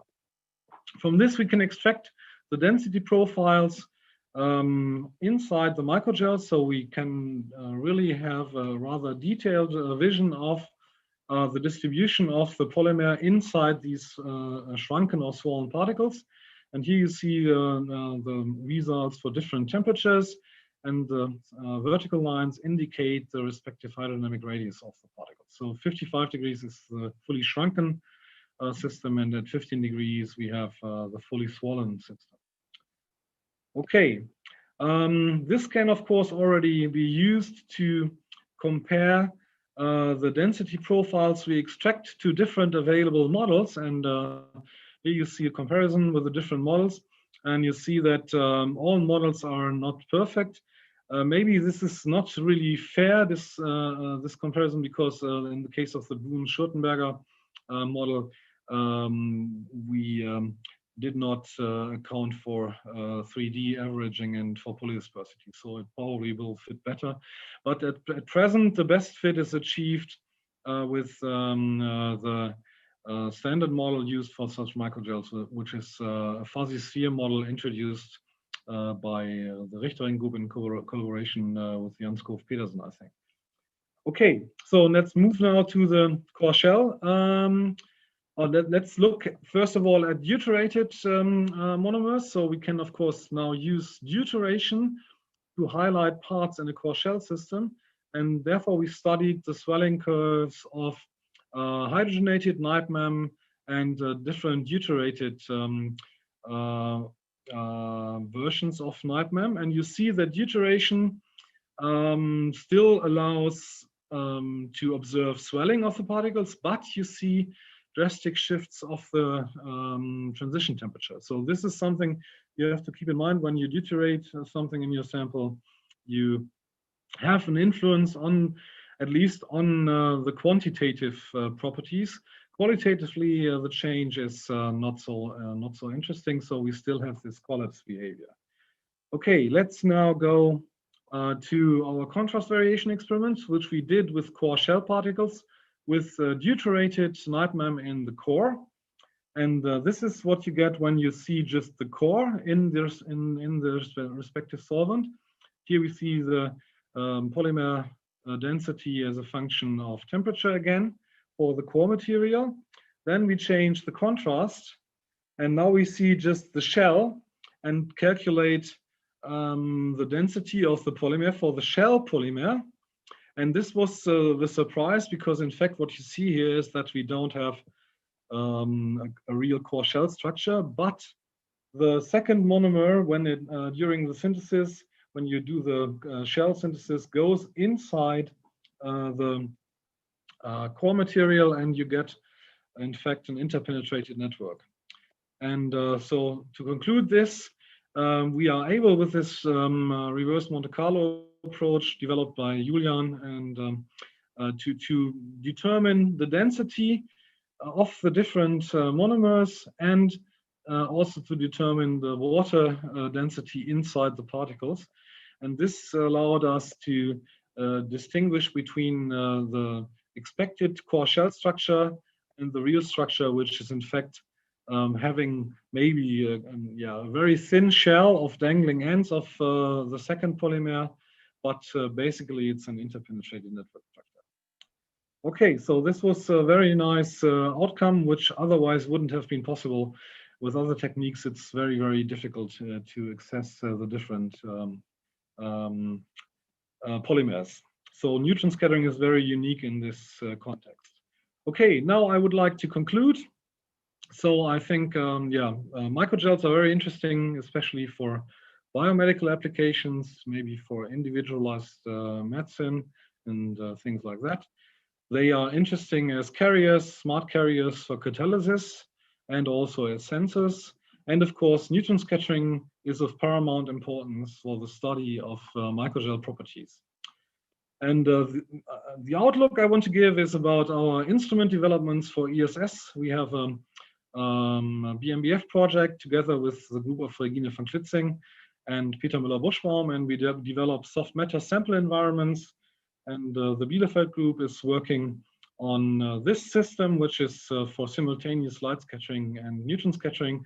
And here you see the first tests we did in Munich together with Henrich, including complete integration in the instrument control software and so on. So this is a nice way to already now test the instrument control software and to further develop this. And here you see the data of the first test experiments. So we were able to have the light scattering data and the SANS data together in one data file with all the metadata, and this worked out nearly perfectly. I was surprised myself. So this is the end of my talk, and I would like to thank the people who in fact did all the work, and of course also the funding agencies, which is DFG and the BMBF. And I thank you for your attention. Thank you very much, Thomas. Again, I applaud for everybody. So we've got a question from Henrik Freilingers. I can't give him the microphone actually because he's apparently using an older version of Zoom. So he says, nice talk, Thomas. So that's great. Can you distinguish shape fluctuations and continuous from a continuous density transition? Would this need to be included in the RMC fits? This is a good question, and my answer would be no. I think, the fluctuations I think we would have to address this using spin echo experiments, which we in fact already did on simple microgels. But I think we cannot, or is Henrich asking about the high Q part of the data, where we usually fit Lorentzians to the curves? Yeah, I think it's a pity I can't give him the microphone.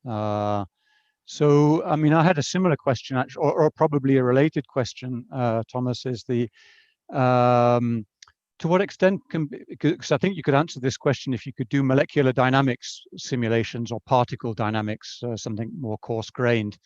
So are people addressing these systems and effects you're looking at with molecular or particle dynamics type simulations? In fact, it's not so easy because these particles are rather huge. I mean, you've seen the radii, which is the smallest system I've shown you had a radius of about 200 nanometers in the Swan state. And this was custom synthesized for the neutron scattering experiments. But usually if you do a normal synthesis, you get something having a diameter of about 1 micron, where the name microgel comes from. And this means you have molar masses in the billion range. And this is, even by coarse graining, you can maybe simulate 5 meshes. That's it.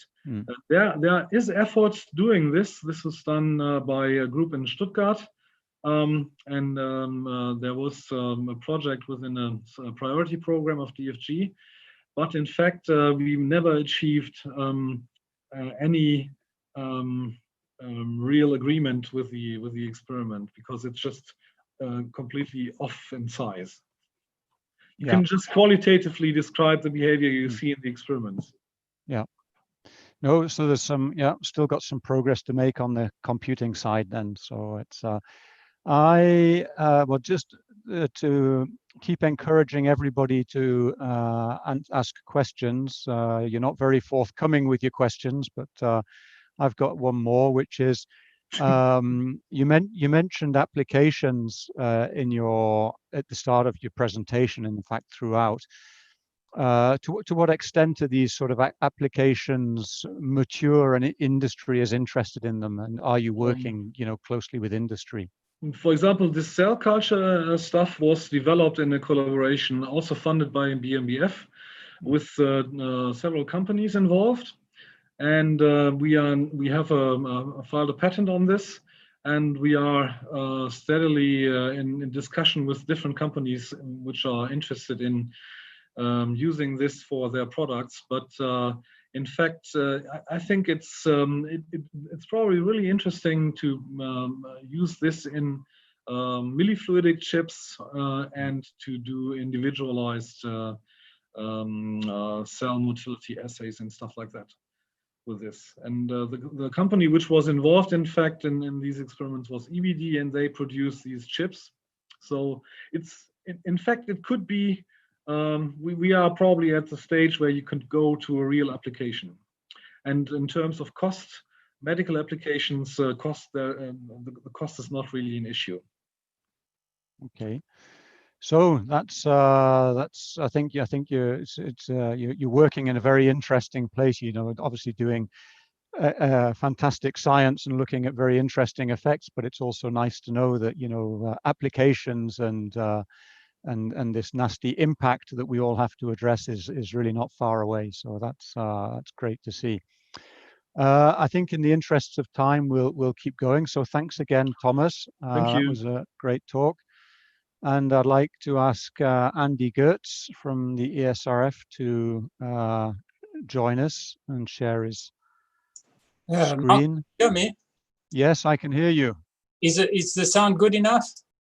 Yeah, perfect. Okay. I might be hearing you directly from the ESRF and not. I have a nice view on your office from you. Almost, yeah. Okay, so let me. One minor technical issue is I don't have a powerful enough computer to put on the background, so you have to live with this background. Okay, we can manage that. So let me just introduce Andy. So Andy's a colleague I've known for a long time from the ESRF, and he's leading the PaNOSC project. So Photon and Neutron Open Science Cloud. And so that's what he's going to tell us about in the next 25 minutes. So thanks, Andy, over to you. I just have to somehow, I have to share the screen. Sorry. So this one is now. Andy's a computing expert, so we won't have any trouble at all doing this. Let me share that screen. And if I then press F5, yeah, do you see it? Yes, perfect. Okay, and then we just hope the next slide will go. So thank you very much, Mark. I'll try and stay within the time. I have, it's a pleasure to be here. I'm glad that my Neutron colleagues also allowed a Photon person to speak. But you'll see that I've been amply helped by your own colleagues, because inside the PaNOSC project, we have ESS and ILL, and I got slides and input from the people like John Taylor, Thomas Rodd, Jamie Hall, Sherwin Nobask, and Jean-François Perrin, who is also now moved to the Photon world, unfortunately for you, and fortunately for us, and Stuart Kant and Tobias. So what I will do is, as briefly as possible, explain who we are, why we're doing what we're doing in this project, and how it can help you, and explain also, there will be a little bit of talk also about COVID-19 as well. So to keep it brief, this is on one slide, gives you the overview of what the project is from a, let's say, partnership point of view. We are 7 partners, of which 6 are S3s and 2 are neutron sources, or 1 will be one in the future. What is interesting about the neutron sources is you span the full spectrum of an established source and the future. So we have the experience of ILL when then deploying it on a brand new source like the ESS. Everything we do is open source. You'll hear the word open quite a lot. And there's a very good website where you can consult further about documentation and so on. It's a large budget of 12 million euros, which was part of the Infra EOSC 4 call. It was a roughly 75 million euro call. PaNOSC is not unique, except that it's unique for photons and neutrons, but even that you'll see is not completely unique. It's part of 5 other clusters. We call them either the S3 clusters or the science clusters. I wonder if I can use a pointer. Yeah, let me use a pointer. It's a bit better. And working with what are called the e-infrastructures. In the case of PaNOSC, we work with EGI and with Géant, the people who supply the academic networks to many of us. And just last week, there was a joint statement about how to use this tool called the EOSC for science. So what is important for us is data. Of course, it is very, very heavily data-centric. We're talking about data all the time. But making this data accessible to users and to people who come after the users, let's say want to reuse the data, cannot be done purely as a static, let's say only with the data. We need services as well. So we see this whole endeavor as joining data with services together. And what the EOSC sometimes labeled as turning these 4 letters, this acronym FAIR, into reality. In case you haven't heard of FAIR, I won't dwell too much on it. It's these 4 principles you saw here: findable, accessible, interoperable, reusable. But it does come up a lot. And if you've never heard of it, I recommend founding the first paper on this, which was in Nature Scientific Data in 2016. And that started this whole FAIRification. The EOSC is actively being built, I'd say since 2015. The idea and the concept is actively being worked on.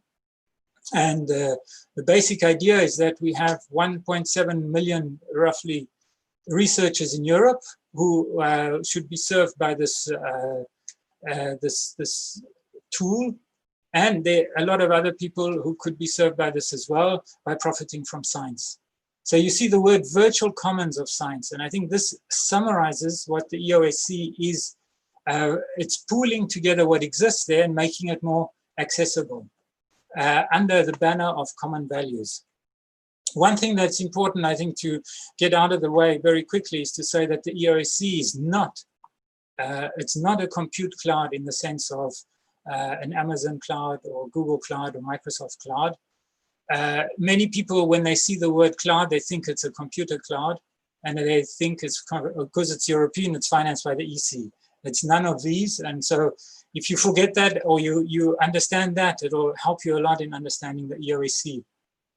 I heard yesterday at the European Research and Innovation Day, someone from the Commission saying the use of the word cloud has caused a bit of, causes this confusion.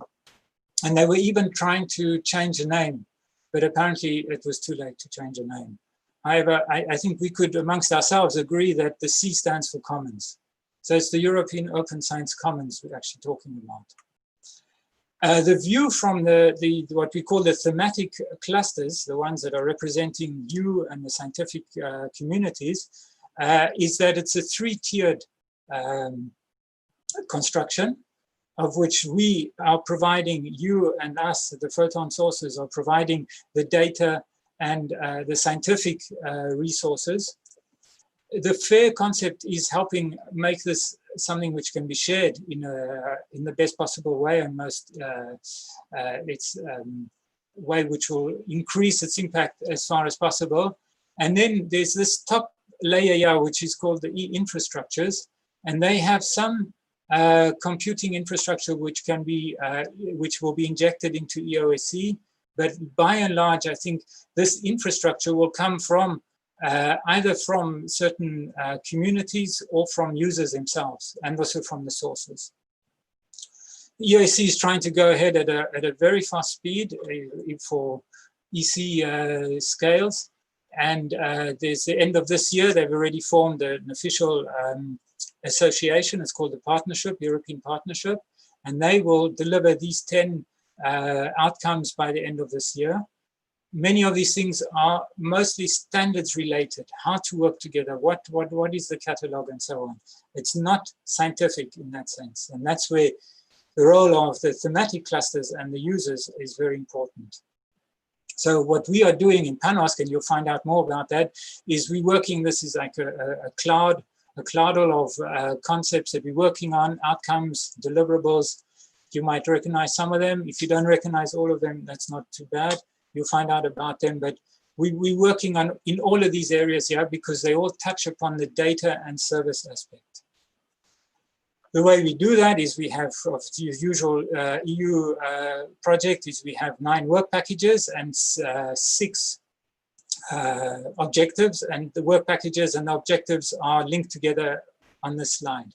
So the objectives are keeping us focused on delivering what we said we would in the previous slide. We also aren't alone. As you know, you could immediately see from the 6 S3s there that we were missing the national RIs. And because the way the Commission set up the funding, there were 2 calls. So we have a call where only the national RIs responded, but with the same objectives or very similar objectives. And we are working very closely together so that we cover the full photon and neutron communities, all of them within Europe. Our, let's say, emphasis in the next few years, the next 30 months, is that after 18 months of working together and preparing all of this, the services, we will concentrate for the remaining 18 months on addressing the use cases, which will be real use cases identified by yourselves or by other communities. I like this statement in Wikipedia saying that users are typically or generally lack the technical expertise required to fully understand how they work. This reminds me a lot of me and my phone, and could be the case for all of us with respect to certain softwares or certain, now things are much more complex than they used to be. And the way we're going to go about this is we'll gather use cases. Use cases are very simple stories where people say what they need, and then we describe who is the user and what is basically needed so that we can see if we're really providing the service or not.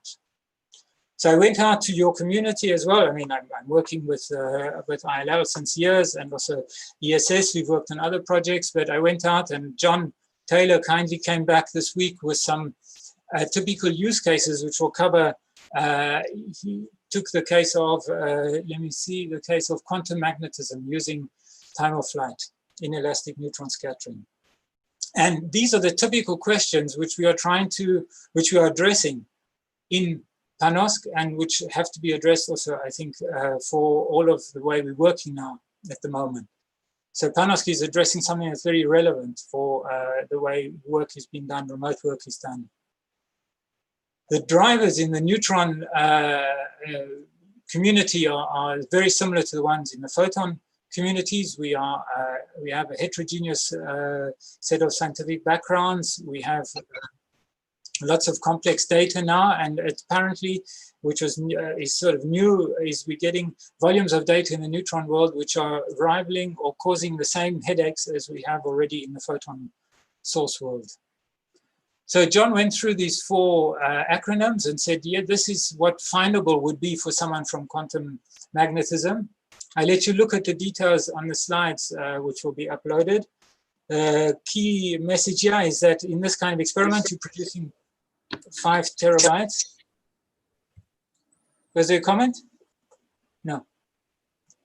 No, I don't think so. A little bit of background noise. But... Okay, there's 5 terabytes, which is typical even now for a cryo-EM experiment, and is already a headache for people who want to take that home. You need metadata as much as we do, electronic logbooks as well. People can't fit this data easily onto their laptop, especially if the disk is too small. And with COVID-19, we also need to do this all without the user coming on site. Interoperable means sharing data from photons and neutrons. We've opted for the Nexus data format, and we are pushing that, that we can make maximum use of that. And I'm pleased to say there's consensus on that. And making it reusable means making it citable, making it available, making the metadata actually compatible. And if you look at this example, which came from Thomas, was some data from these users here. Quinn's data, which was published in 2011, was reused for a publication this year in 2020, last month, for doing some modeling. And in the ideal world, this wasn't yet the ideal world, is the original data would have had a DOI and would have been under an open data license that it would have been not required a personal contact maybe to get the data. If I compare that with what we have at ESRF, we have very similar use cases. We have just regularly people asking us, how do I download 5 terabytes of data? How can I look at the data remotely? Where can I find a notebook to run this on? The journal eLife wants me to provide a DOI to the data. Can you provide that? All of these things are happening in both spheres now, or generally, I think also all over science. And if we take the COVID-19 case, remote access became really the big thing that people wanted. Because at least this case for ESRF, but it's very similar, I think, at ILL, is there are no users on site, and we started up last month. And the best example of this remote access, which was boosted by PaNOSC, is the visa system from ILL. So Jamie and Stuart helped me with these slides. Is everything that is foreseen to be provided by PaNOSC was remote data analysis, remote access to data, and the last thing that was missing was remote experiments. And this was very easy to add on top of this list of requirements. And I think ILL has done an excellent job showing how to implement this. And this will be reused inside PaNOSC, and has been, in a way, the COVID-19 has been an opportunity for us, although it hasn't been an opportunity for everyone. When you go to ILL, you get these kind of screens where they tell you all the things you can do, how you can get hold of a computer remotely, how you can analyze your data, you can run the experiment. This is Nomad running remotely, and then you run SASView. And the very cool feature on this solution of ILL is that you can share the screen with the users and the instrument scientist, and everyone's learning from each other. And since the 11th of August, you've had 291 instrument responsibles using this and 235 external users. I think this is a record for any of the sites that I know about. We've started up at ESRF, but on a smaller scale. And you can see the average session is like 2 hours. Maybe that's the attention span or the needed attention span for people doing remote experiments. In addition, on top of what we're doing with remote access, which came as a bonus on top of PaNOSC, is we're also working on data policies. So both ILL and ESS have a data policy based on the original one written in 2010. This has been upgraded now to take into account the FAIR concepts and is available on Zenodo, has been downloaded over 300 times already. I hope the impact is as positive. And now we're working on integrating the new concepts, which are more specific about FAIR, into our existing data policies. And the next step is to work on data management plans, which some people like to call computational needs plans, because DMPs don't always have a good press. DOIs are essential. We have a nice video out. Users are incited or required by the data policy to cite the DOIs, and ILL is leading again here with over 20% of the publications citing the data DOI in 2019. And we in PaNOSC, but also with help from PHL, 2030, Expands, Leaps, Lens, have contacted the journals to ask them to also increase their vigilance around requesting DOIs for data. Finding our data is going to be, at the moment, is difficult for people who want to find open data because we have different solutions. This is the real world. People came into this project with their own solutions, and we couldn't impose a rewrite or starting from scratch again. So we've put an API on top of this. This is work led by Tobias's team, and it should be as easy as using a Google dataset search. You should know about that. We'll call it the PaNOSC dataset search, and this is part of the work that's ongoing at the moment. And why do we need this is because if you take you take the example of COVID again, here at ESRF, we had over the last 20 or 15 years, 15 coronavirus structures in the PDB, but it's very hard to find the raw data if you can find it still. And having these data cited and maintained in some archive will make us, for the next virus, easier to handle. This slide is probably a bit too technical. It's about the portal we're building on, similar to the Visa one, on top of the Visa one at each of the sites. You can see a nice video on our website about how you can make reproducible publications. Robert Roscoe from Excel worked on this. simulation in the neutron field, I've always had the impression you do much more, or you're more bound to simulate than, say, in photon world from the beginning. And there's a whole work package working on this because the XFEL is also the strong need. And just to give you an example of where it's already helping the neutron community, is Max Tass has had an improvement with an integration with the Python API and Jupyter notebooks. And these are now available thanks to the resources that were hired via PaNOSC. And here you see an example of Thomas sent me with, and also Matt is the one main person working on this, of the Iron 5 station, no, H5, sorry, station. I'm sorry, my apologies. It's also been used at ILL to do simulation and linking it to Nomad. There's Sherban is working on this, and this is ongoing work. This is fits in exactly, uses the data format, uses the simulation API that is coming out of PaNOSC. In the photon world, we don't really have the equivalent of Manted, so we had to go and find something off the shelf, which is called Jupyter Notebook, and this is gaining traction. And part of PaNOSC is that all of the partners and also any will provide this Jupyter Notebook service in production.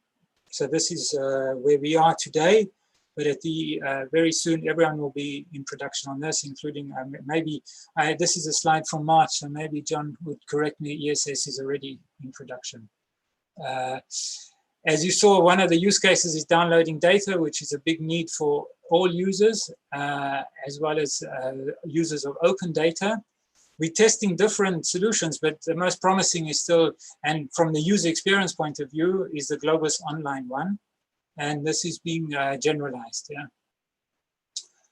We do a lot of outreach, well, a fair amount, and we're very active in the HDF5 community. Some of the main maintainers of the Python HDF5 library are financed by PaNOSC. And then we're also working with the Jupyter community, and we're working on the PAN learning training or platform. So just to give you an idea of what we're doing on the web, because everything is moving to the web, is using, developing high-end or high-performance web displays for data of large millions of points and integrating that back into Jupyter. This slide from Thomas is very clear on that. If you all remember eNeutrons, which was financed or built with under Sign 2020, has now been made sustainable, at least for the next 3 years, by creating the platform PAN Learning and extended to include new features, including the Python Jupyter Notebook ones, but also the Photon training platforms, and the Expands group will also contribute to this, so that we'll have a real Photon and Neutron enriched training platform. So to wrap up, I could say, I mean, the commons, I'm not calling it a cloud, yeah? Is the Photon and Neutron commons is to make this space open for everyone who wants to share their data, everyone who wants to share the tools around data and the services. This is, of course, all happening remotely. We now in the digital age, so remote is sort of obvious, but post-COVID has also forced us to be more, let's say, not even assume any of the users will come on site. We hope this will change as well in the future, but even when it changes, this option will still be there for everyone, and I think will be something that will help experiment this quite a bit. And to conclude, yes, the priority of PaNOSC was suddenly boosted by the fact that we had this pandemic. The EOSC is being built. It's being built by us as well. I think this is important to notice that EOSC is not something that's been built by the Commission or by someone else and we coming to use it. We are actually part of the EOSC, and we have to face up to that and integrate and influence the EOSC in the way we want it. Collaboration is good between the Expands and amongst these the 7 partners. And now we have to really concentrate on collaborating with you, the users. So we have our use cases, which we've gathered already before and we're working on new ones. But if you have any needs you think could be addressed by PaNOSC, please contact the people to one of the authors or myself or anyone who you think's involved with PaNOSC. And I think with that, I'll wrap up. 30 seconds to spare.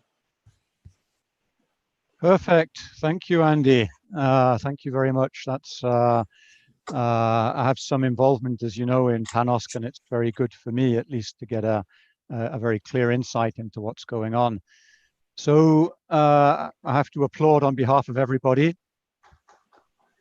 So there's a question from Robert McGreevy, and Robert, I've given you the microphone, so you should be able to ask your question. Okay. Hi, Andy. Hi, Robert. So the reusable bit in FAIR, I mean, if we're reusing raw data, that has a benefit, but I'm interested in how we make the data useful, which means putting in the scientific context and not in the technique context. So like magnetism rather than inelastic neutron scattering used in magnetism. Yeah, this is probably more a question for the scientists. Because at the end of the day, somebody has to provide scientists with the tools to do that. I think all of these, that kind of request becomes possible by building up this multi-tiered system. I mean, this is something that's always been very obvious to me, is we can't, a lot of these ideas are on our wish list since decades, but to get there and to really, in reality, make them usable and available, you have to build up this, what the French call millefeuille, this cake of layers, yeah? And that is what we're doing. So by making the data structured, by putting on the metadata. And I think your question refers to then the final layer, which would be the scientific layer, and adding that on top of that. I think where we need to then go into is how to curate and keep process data, because this is still something which is, we're first handling the raw data, but eventually the process data will also want to be curated. Yeah. I don't know if this answered your question, but yes, the question is when are we going to do it? We're all getting older. I'm hoping in 2023, because we're finishing in 2022, and then these other layers should be there. They should be reality, and then we can put the scientific layers on top. And if just to get an idea, when you say scientific layer, would it be something like the PDB you're talking about, but in other fields? It could be. I mean, the PDB. I mean, biology has quite a number of examples now of those things, and yeah. Yeah. So I think we will enable that with this project. Yeah. I'll look forward to it. Thank you. It's all recorded, Andy, so it's a firm commitment. So Peter Chiamak put his hand up. So Peter, have you got a question to ask? Yes, thanks for the talk. I have a question regarding ILL open data. There are already many, let's say, full data sets fully opened, and many of them are up to now never cited. Do you have some statistics of, let's say, if some third-party users are using them? Let's say that it's not your experiment, but you evaluate the data and publish them and cite them? This, I don't know if someone from ILL has this number. I only have this number for one field at ESRF, where we have paleontology data. So this is tomography data. And according to the scientists, about 15% of the data has been reused in publications where the original authors were not involved. So it's not 100%, but it is a certain percentage. Now, I don't know if in Puma you can find this out, Mark, or not, but I don't know. Yes, so you answering that question gave me the chance to find an email from the current head of IT.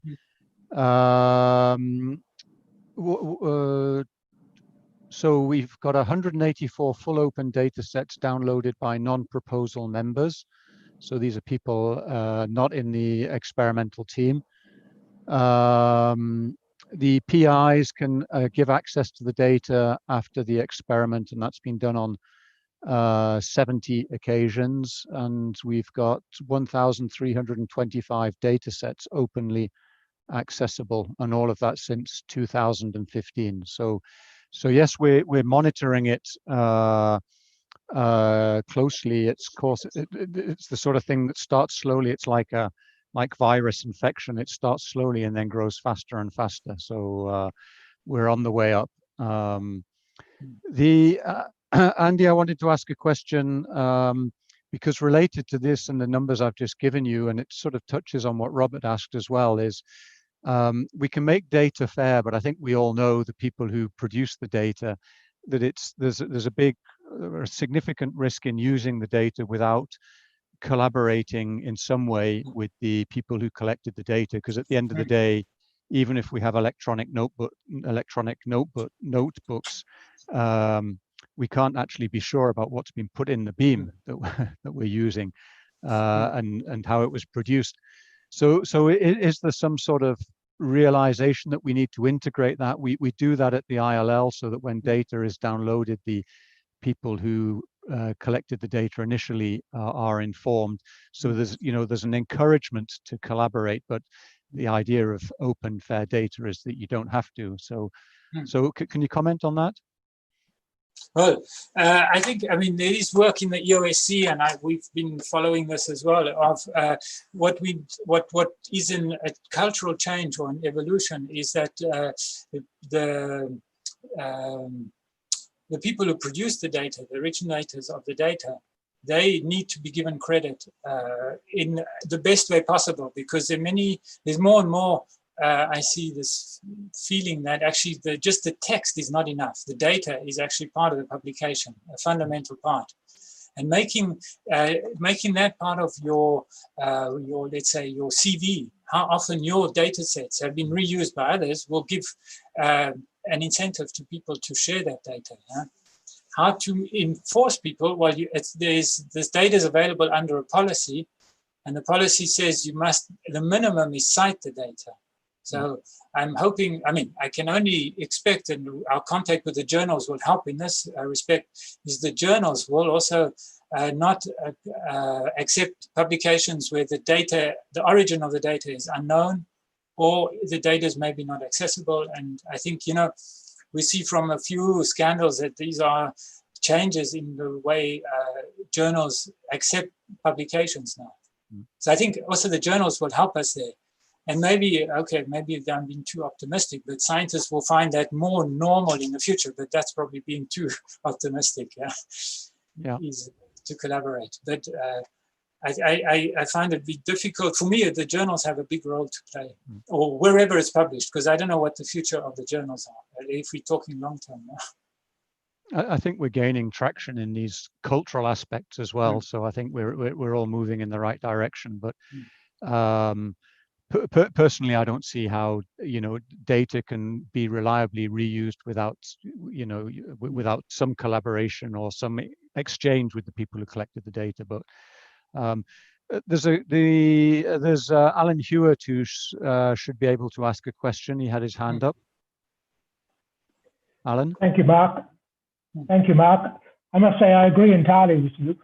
I'm convinced that it's extremely necessary to provide remote control of instruments and data collection, to provide tools for visualizing data and treating data, but I'm much less convinced by the need to share raw data with people who have not been involved in the experiment and don't even know under what conditions the data was collected or what sample was used. Collecting the data is only a small part of an experiment. A large part is producing a sample to start with.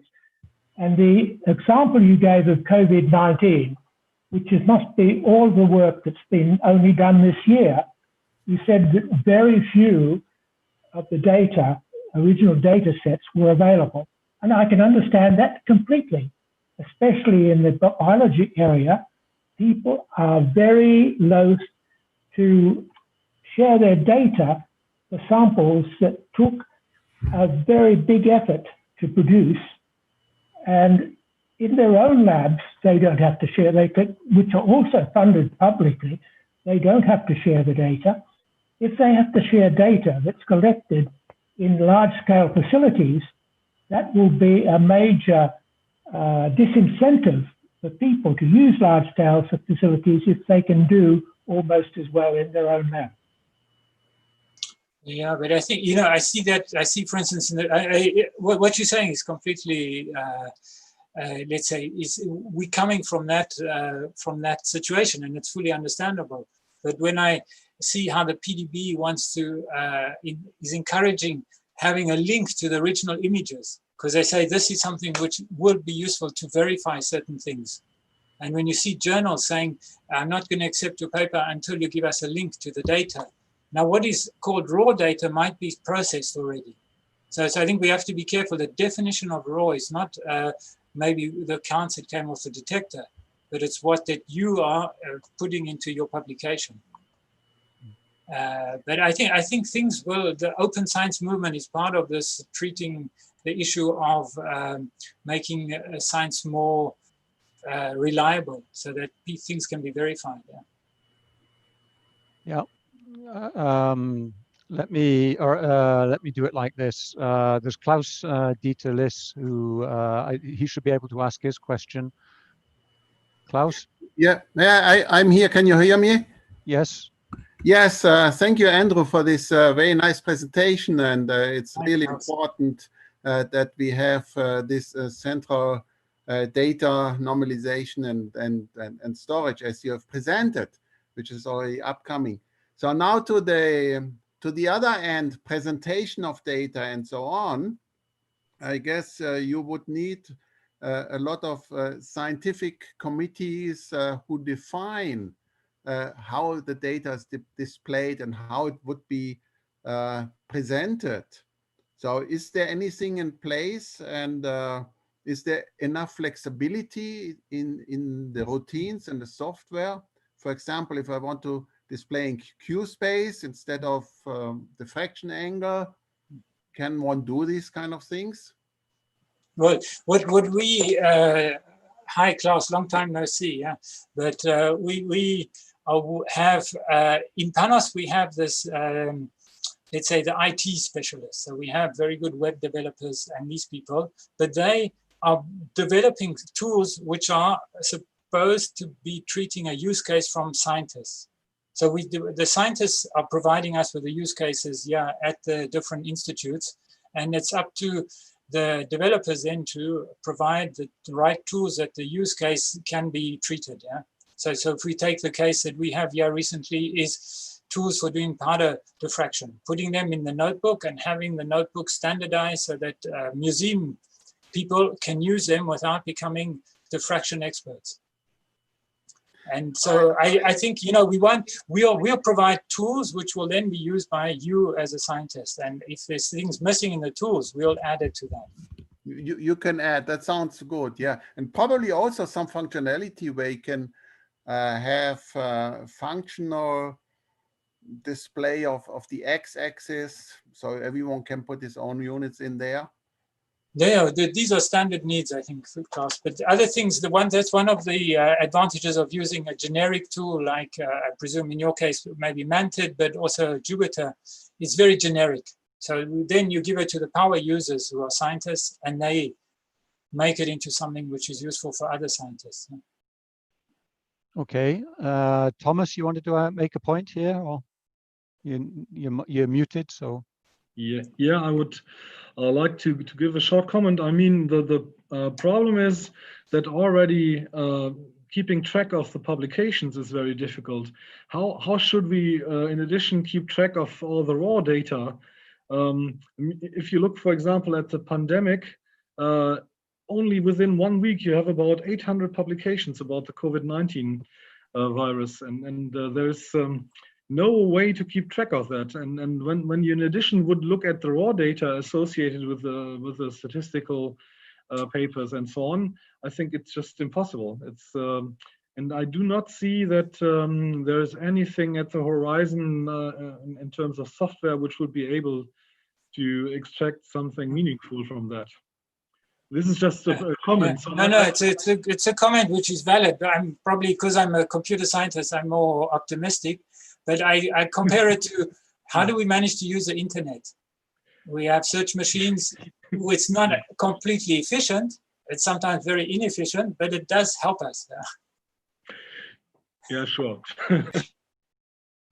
Okay, I think we should wrap up because we've got to have lunch before we start the afternoon session. I mean, I'd just like to make a couple of comments. It's an area where I've had some involvement, and I'm just delighted to see that things that have, you know, started 10 years or more ago really are gaining traction. And John Taylor just pointed out to me, and it's one I'd spotted, that HDF5 and Nexus, you know, are examples of that. They're very simple examples, but I feel that we really are building up towards a sort of standard set of collective tools that we can share and deploy in a very professional way. So I think there's real progress there. And just on a personal side, I mean, the comment I just made is about data being reliably reusable. I'm completely in favor of data being shared and reused and open, and I think we all just have to have this concern that it's used in the most reliable possible way. There's never a guarantee of that, even by the people who collected the data themselves. But you know, I think it's something that we have to keep in mind. But the principle of sharing is absolutely fundamental for me.